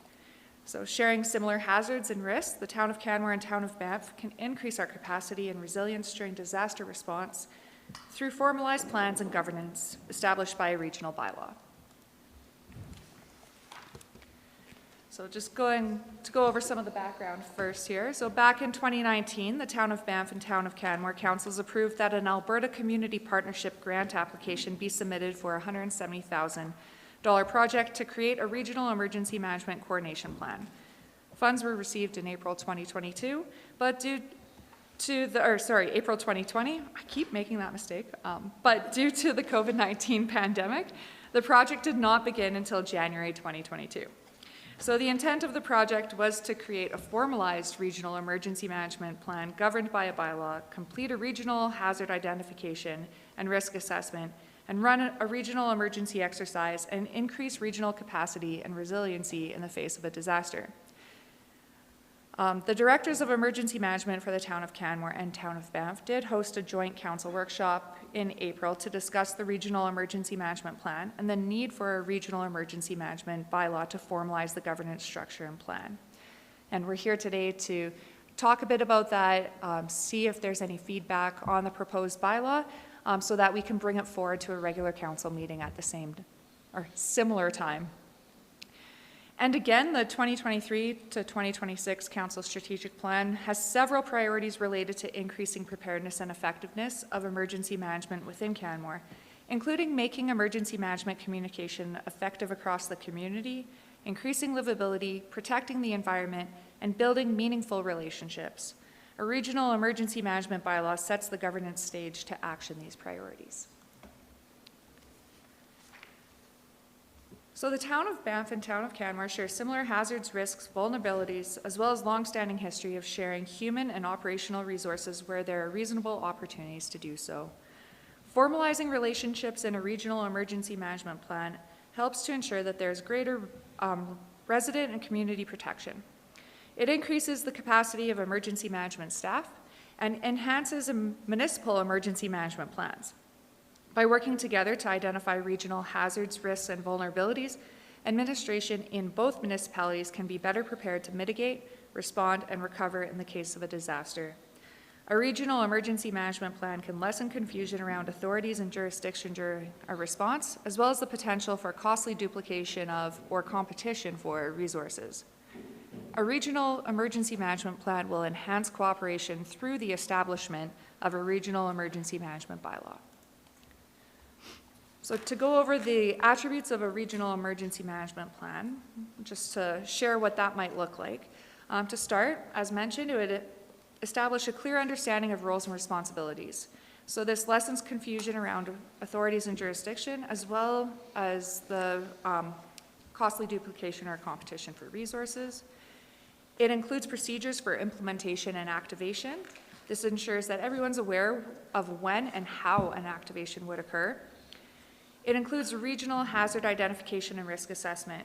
So while we do this at the municipal level, it's necessary to complete the assessment at the regional level to understand how the risks and vulnerabilities change from a regional perspective. There are many instances where we might be less vulnerable with the combined resources in the region. A regional plan allows us to increase our preparedness by creating a regional response and recovery plan. This allows us to prepare ahead of time and practice that regional approach. Sets us up with a regional emergency coordination center and lets us practice how we would activate our emergency command and control structure. And lastly, it allows us to schedule those exercises that I've been talking about, to practice these plans, tease out any challenges, and to work on continually improving our preparedness in the Bow Valley. The establishment of a regional emergency management bylaw allows us to create a regional plan with the proper governance that ensures enhanced cooperation. So what does that governance look like? This bylaw would set up a governance structure that applies throughout the preparedness, response, and recovery phases. Council would then delegate through a bylaw the authority to the regional directors of emergency management and creates a regional emergency advisory committee and a regional emergency management agency. So this is very similar to our municipal emergency management bylaw, which directs authority to the director of emergency management, sets up a municipal emergency advisory committee and a municipal emergency management agency. The regional directors of emergency management are responsible to the regional advisory committee and for co-chairing the regional emergency management agency. So they have that shared responsibility up to the regional emergency advisory committee, but then they are still accountable to their respective municipal emergency advisory committees. The role of the municipal executives, so mayors, councils, CAO, town managers, is to set the policy direction and mission for the emergency management within the region. So this includes informing of legal or policy restraints and freedoms, setting limitations on delegation of authority to the directors of emergency management, raising political or social concerns, raising environmental concerns, and consideration of the cost during the response. So the municipal executives from each municipality work together to inform the regional directors of emergency management as to what their direction is. This collaborative approach allows everyone to work together towards the same goals and provides unified direction to the regional directors of emergency management. The Regional Emergency Advisory Committee will be made up of members of each participating municipality's municipal emergency advisory committees and the chief administrative officers from each municipality. To ensure Canmore and Banff are represented equally on the Regional Emergency Advisory Committee, administration will be bringing forward an amendment to the Emergency Management Bylaw to accompany the Regional Emergency Management Bylaw at an upcoming regular council meeting. This will increase the composition of the Emergency Advisory Committee in Canmore from 2 members of council, so currently the mayor and 1 council member, to 3 members, the mayor and 2 council members. So activation of the Regional Emergency Management Plan may occur when an incident, natural or human cause, is impacting 1 or more communities within the Bow Valley that requires a coordinated response to protect life, property, and/or the environment. Regional activation would occur when the resources of the municipalities are either likely to be overwhelmed or responses and resources needed are the same or similar. But it does not automatically mean that a regional activation will occur when the municipalities are facing the same hazard.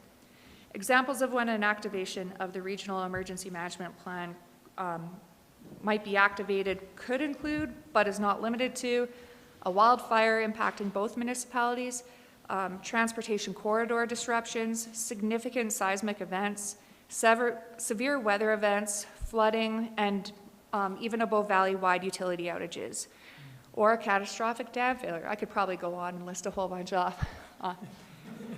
All the ways we can die. Right? I'll stop there. That said, wildfire smoke is on our hazard identification and risk assessment and is currently impacting both communities. But right now, we likely wouldn't go to a regional activation unless it was extremely prolonged and there were other circumstances involved, right? So we're facing the same impacts today, but it doesn't automatically mean that we have a regional activation. Using the 2013 flood event, that would have been a beneficial time to have a regional response and coordination between the 2 communities and would have benefited us both. So a regional activation of the Emergency Management Plan and Coordination Center will not result in a loss of municipal autonomy. Activation may occur when a recommendation from the regional directors of emergency management receives the approval from the Regional Emergency Advisory Committee. So it's a conversation at that regional level with the municipal executives to make sure that it's the right course of action. Regional resources will be appropriately used throughout to coordinate the response that benefits both municipalities. And though different approaches in response may be taken in each community, there's still that benefit in regional coordination to provide consistent messaging, information about resources, and excellent service to the Bow Valley community. States of local emergency will continue to be declared on a municipal basis, but may come at the recommendation of one of the regional directors of emergency management during a regional activation. So there might be times where the director of emergency management from Banff is the one in the regional emergency coordination center. Maybe I'm sleeping, but he might make that recommendation.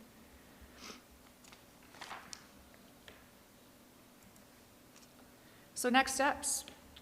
When we did workshop this, we talked about the establishment of a regional emergency management bylaw to create a regional emergency management plan, and the feedback was supportive. So we attached a proposed bylaw as a draft for review of bringing it to an upcoming Town of Canmore and Town of Banff Council meeting. So as mentioned earlier, it's very similar to the emergency management bylaw in structure, in form. It adds the CAO to the emergency advisory committee to have that extra bit of executiveness at that level from administration, we'll say. That's what I'm calling it today, executiveness. And at that time... You've met Dr. Cottle. He said it.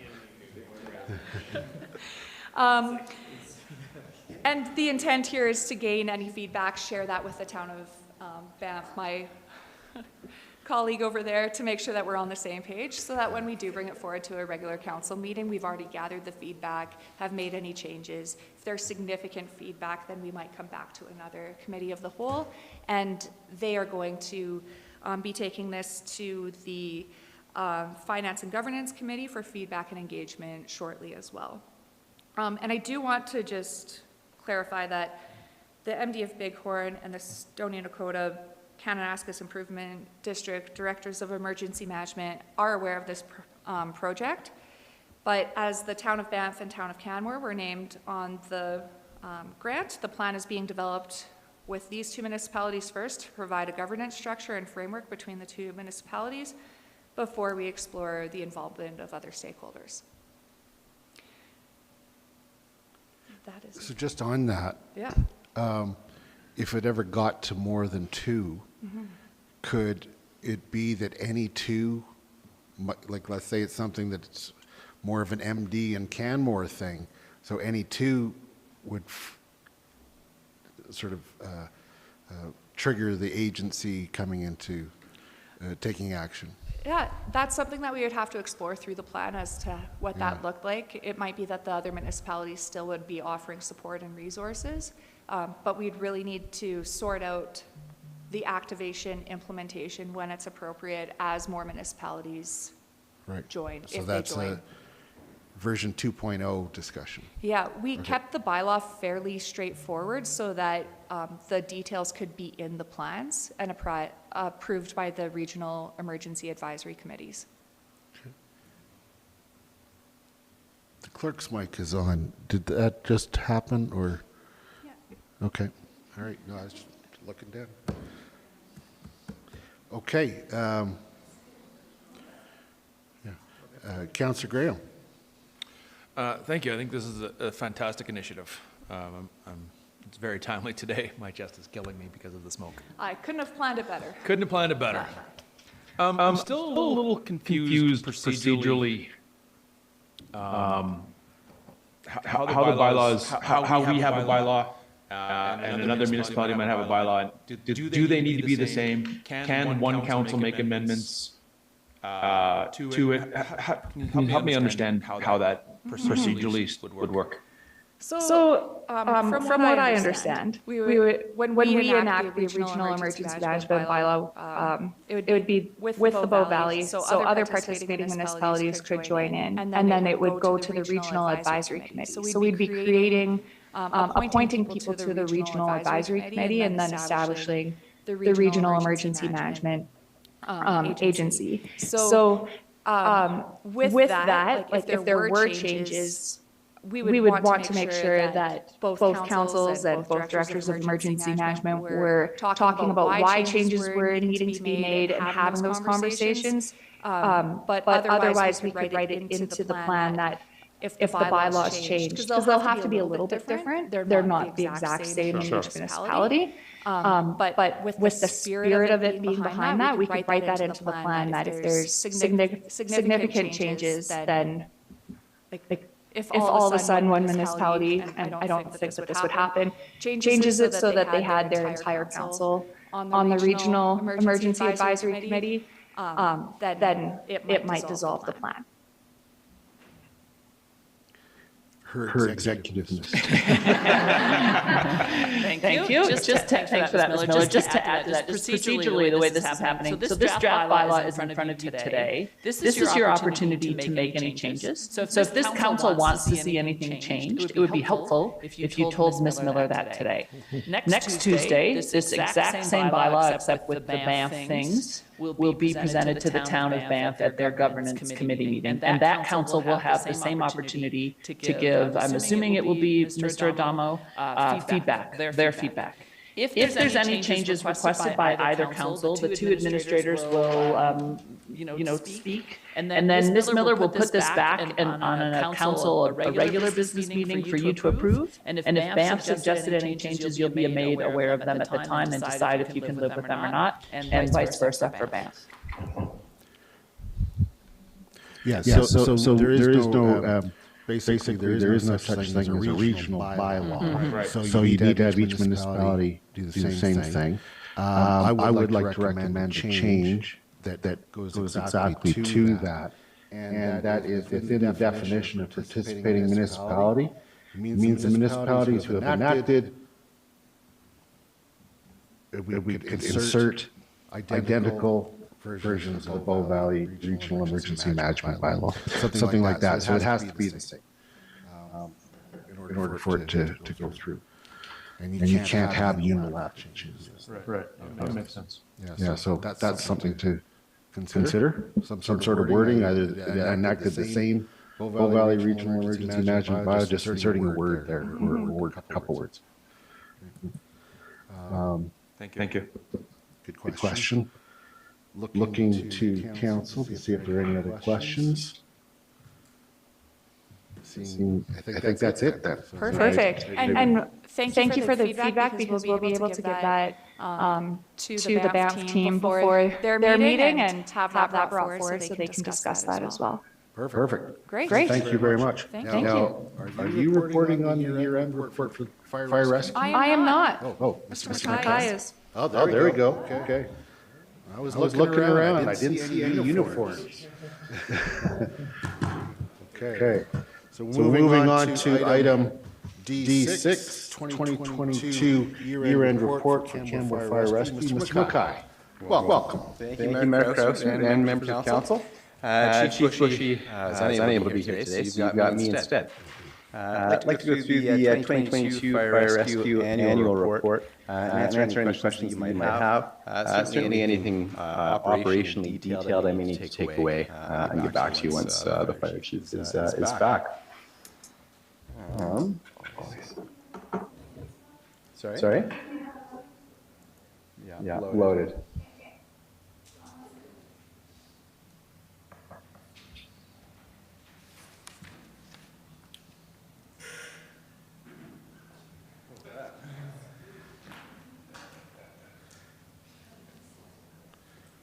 All right. So 2022. During the course of 2022, calls for service increased again year over year, so continued the trend of increasing call volume, where Canmore Fire Rescue received 801 calls for service, an 8.2% increase over 2021. Medical co-response continues to represent approximately half of the call volume for Canmore Fire Rescue. And detailed on the slide and in the report, you can see the breakdown and how it's changed year over year. Call volume as well does fluctuate throughout the year, not surprisingly, and certainly corresponds with higher, volumes of visitors, and when people are out doing more activities, tends to be in the warmer months. of the year. If we talk a little bit more about medical co-response, or sorry, our staffing model to deal with the increased call volume. Sorry, I'm out of order there. There we go. Starting on January 1st, Canmore Fire Rescue began operating with 3 staff on shift 24 hours a day. And so the phase-in of the peak staffing model and the fire staffing plan continued in 2022. As a result, we continued to see a decrease in the number of general pages required to respond to bigger events requiring more staff. So in 2021, we saw 225 general pages, whereas this was approximately cut in half in 2022 with 114 general pages, so a significant reduction. A comparison of the number of general pages between similar municipalities, Banff, Cochrane, etc., we're closer to the number of general pages that those municipalities have over the course of a year, as opposed to previously being quite a bit higher. Really, this represents a more sustainable workload and call volume for our paid response firefighters who typically have other forms of employment responsibilities within the community. When it comes to medical co-response, Canmore Fire Rescue continues to respond to medical calls that are deemed serious by dispatchers. And so the number of those, as with our total call volume, continued to increase. And our arrival time as well has been, well, we're there first more often before EMS, and that time has seemed to settle around 6 to 7 minutes year over year. Big change happened between 2019 and 2020 when we formally arrived typically 1.7 minutes before EMS, and we were there first 33% of the time, compared to our most recent stats, where we typically are there close to 7 minutes ahead of EMS and first 71% of the time. As far as training is concerned, in-person training resumed in 2022 with the lightening of pandemic restrictions, vaccinations, etc. And one of the big, I would say, changes or value adds has been the relationship strengthening with Alberta Wildfire and some of the cross-training that has occurred there. So certainly when you look outside on a smoky day like this and think about some of the hazards that impact our community, we certainly value that relationship and the training that they've been able to provide. On the same lines of training, the interaction with emergency management is certainly significant. And one of the highlights of the year was certainly the Georgetown field exercise, where we were able to practice a number of the physical skills required to fight a wildfire that moves into an urban area such as Canmore. So multi-jurisdictional, multi-agency, significant participation. And then within a couple of weeks of practicing that, we were able to essentially put that into that practice into, I guess, the game, so to speak, when we had a heavy rainfall event that didn't have as significant of an impact on the community, but certainly highlighted the value of the training and being prepared for an event that could have been similar to the 2013 floods. As far as capital projects in 2022, there were a couple of life cycle projects that occurred. The life cycle of some gas detection units, and then also the life cycle of an aging Kubota or side-by-side ATV, one of those, which is now in service.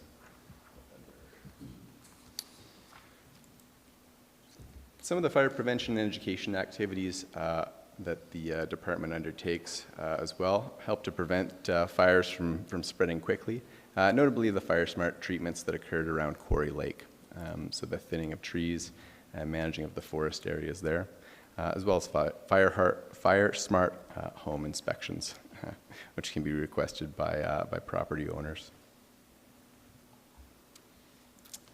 As well, a return with the relaxation of some pandemic restrictions in 2022 was a fire prevention week similar to the ones that we've seen pre-pandemic. So fire safety presentations to approximately 700 students at a number of schools over the course of Fire Prevention Week. And then the beloved pancake breakfast for Fire Prevention Week, which saw approximately 600 attendees. So that's a fairly quick overview of 2022 for Canmore Fire Rescue. I'm certainly happy to take any questions that you might have. Thank you, Mr. Burkai. Looking to council, the committee of the whole, to see if there are any questions. Councillor Graham. Sorry, I know it's been a long day, everyone. I wanted to... We continue to arrive first for EMS calls. We're getting to more of them more often. We are not building this time and effort back to the province. I wonder if you have any comments around what can be done to move that workload back to EMS, where those are the people that are effectively dealing with that. I think fire's getting there and they can do some things, but they can't do most things. We're just getting there first. Sure. I'm hesitant to comment on tactics, but I guess what I would suggest is the ongoing tracking of provincial downloading offers an advocacy tool to quantify the impact on the local service and Canmore taxpayer. Not sure if you want to add anything to that.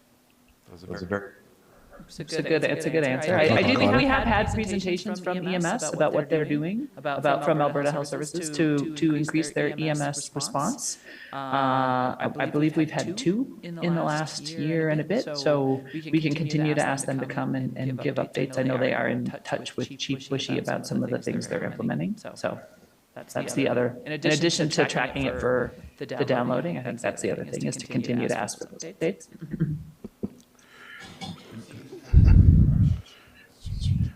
Well, yeah, just on that, this is like these are 2022 stats, and most of the things that have been implemented for EMS have all now been in 2023, and so we probably don't see them yet. So I'm just wondering, further to Councillor Graham's question, would you happen to know if we're seeing any changes on stats? I don't have that off the top of my head, but we might be able to pull a year-over-year comparison over the same time period. Time will tell. Cool. Councillor Mera.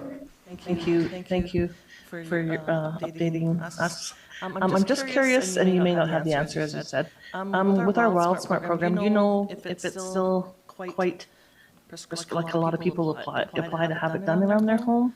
The home inspection program? Yes. My understanding is that it's been lighter recently. Okay. Approximately 10 last year, 10 homes were visited. Thank you. Dr. Cottle? Thanks. I'll just add to that, and I only know this because I recently fire department meeting, but of those ones from last year, many of them were condos. So it doesn't represent 10, one family units, or what do we don't call them, single family, what do we call them? Single detached dwellings. It wasn't 10 single detached dwellings, it was, some of them were multi-family condos. And they were beginning to see multi-unit condos, thank you, no families, multi-unit. Anyway, not all single detached, and they were beginning to get calls. As soon as it gets warm and dry, they were starting to get calls from them, so. Thank you. Looking to see if there are any other questions. Seeing none, thank you very much. My pleasure. Okay, so now we will move to councillor updates, followed by the administrative updates. As was noted, it has been a long day. We've been active since 9 o'clock, and so tell you what, let's get the burning questions out, and no pun on fire and rescue, the smoke, but let's get them out and let's save philosophical discussions for another time.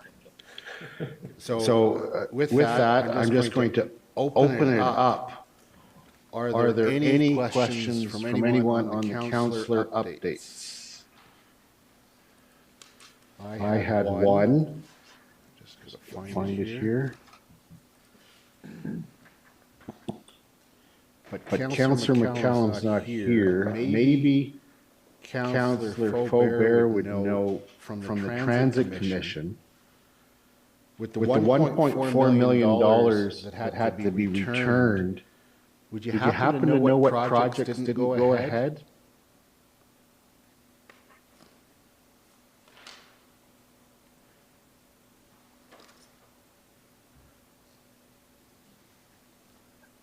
I'm not exactly sure if it was that there were projects that didn't go ahead or if we just didn't spend all the money in the time frame, but I can find out the answer to your question. So, so it could be that the amount of dollars just couldn't be spent for the capital project by the time it had to be spent. And so if we had it longer, it probably would be spent. Yeah, okay. All right. Thank you for that. Thank you for taking that question out of the blue since it wasn't your report. Any other questions on the councillor updates?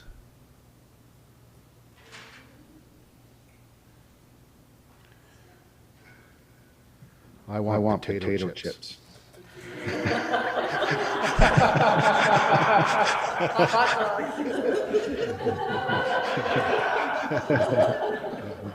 you go. Okay. There you go. Taunting. Yeah. Okay. I don't see any other questions on that. So now moving to administrative updates. And once again, I'm going to just open it up. I have a question around the fireworks or lack thereof. With Canada Day group dissolving, they were the ones in charge of fireworks. It's never been a municipal, or at least it's not a municipal thing in recent history.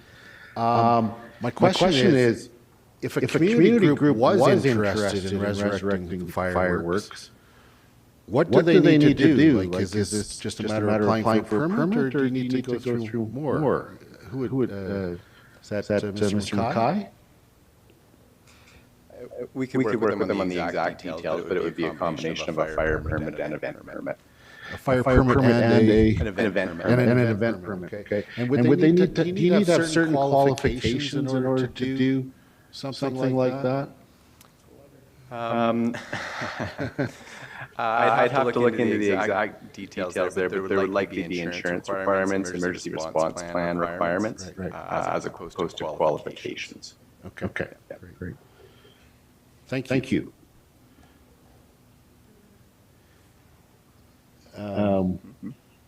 Any other questions? I had one around the, this is under the utilities report, talked about on March 25th, a sewer backup, large amounts of grease. I was just wondering, when this sort of thing happens, is there any sort of investigation? Like, was there like an illegal dumping, or was it a restaurant without a proper grease trap, or could it have just been built up over time? Like, what do we do? There we go. Usually, if there is an incident like that, I'm just trying to find it, March 5th. It's on page 5 of 6 under utilities. Halfway down. Yeah, I saw that was the 23rd there, yeah. Okay, March 23rd, sorry. Yeah. Usually, when there are some sewer backups and grease is the issue, the team does take a look at the uses in that area and have follow-up conversations. I know a year or two ago, there was an incident with a commercial business along Bow Valley Trail that had been dumping grease, and it was ending up in the sewers. So they do try to track that down and educate adjacent owners and tenants when they find issues like that. Thank you, because I recognize sometimes these things happen over time, and maybe there's something that could be done, but sometimes it is also something that education could prevent. Yeah, because sometimes it's unintentional and sometimes it isn't, right? So they do try to make that effort, because at the end of the day, it protects our asset if we are on top of stuff like that. Great, thank you. Councillor Ma. Thank you, Your Worship. I know Ms. Miller protects the services in here, but there's this little part here she's talking about how paid parking enforcement team are taking the Peaks Academy training provided by TCA to promote and enhance the visitor experience. I'm just, how does that work?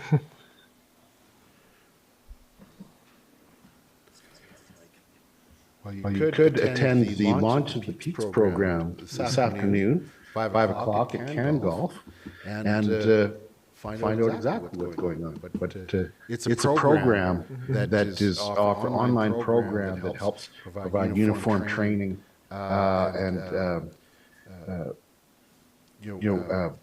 exposure to the various questions. Yeah, various questions. Well, I'm just answering because it's a TCK thing, and I saw you guys looking back and forth. I thought I would just speak to it. And so you have whether it be a hospitality worker or parking ambassadors or information center people, whatever, they all have a common basis, and it just helps the visitor experience overall if you have that wider spread knowledge. So best practices and common questions. Yeah, common questions that people would get as they're coming to the Bow Valley. Great. So, I was winging it there. Anything to add, Mr. Mackay? No? Okay, thank you. Councillor Faubert, do you have a question? No? Oh. Yeah. Oh, Yep. I didn't have a question. I was going to contribute. I know other communities do have a similar program out of their destination management organizations, like in Whistler. They have like an ambassador program, and every employee each season has to take it. And at the time when I lived there, they actually held a meet a local dinner. And so if you were local, you were invited to sit down at tables with all of these new summer staff, and like they could just ask you any question, about the history of the town, or why is this like this, or stuff like that. So sometimes these programs can really engage new staff and give them a kind of understanding of the history of our community and culture and wildlife that really helps when people, they're interacting with visitors on a daily basis, because people are full of questions. Thank you. All right. Any other questions? Seeing none. With regards to the council resolution action list or correspondence, any issues arising there? Councillor I like when I get the sound effects. I just was curious if we had already identified a time frame for updating the intermunicipal collaboration framework with the MD of Bighorn. Dr. Kyle? No, we haven't had those meetings yet. So everything with the MD of Bighorn was kind of put on hold while they were doing their CAO search. So once the new CAO has her feet under her a bit, we have a plan to get together and talk about what we need to do, but specific timeframes haven't been identified yet. Thank you. Question? Any other questions? Anything?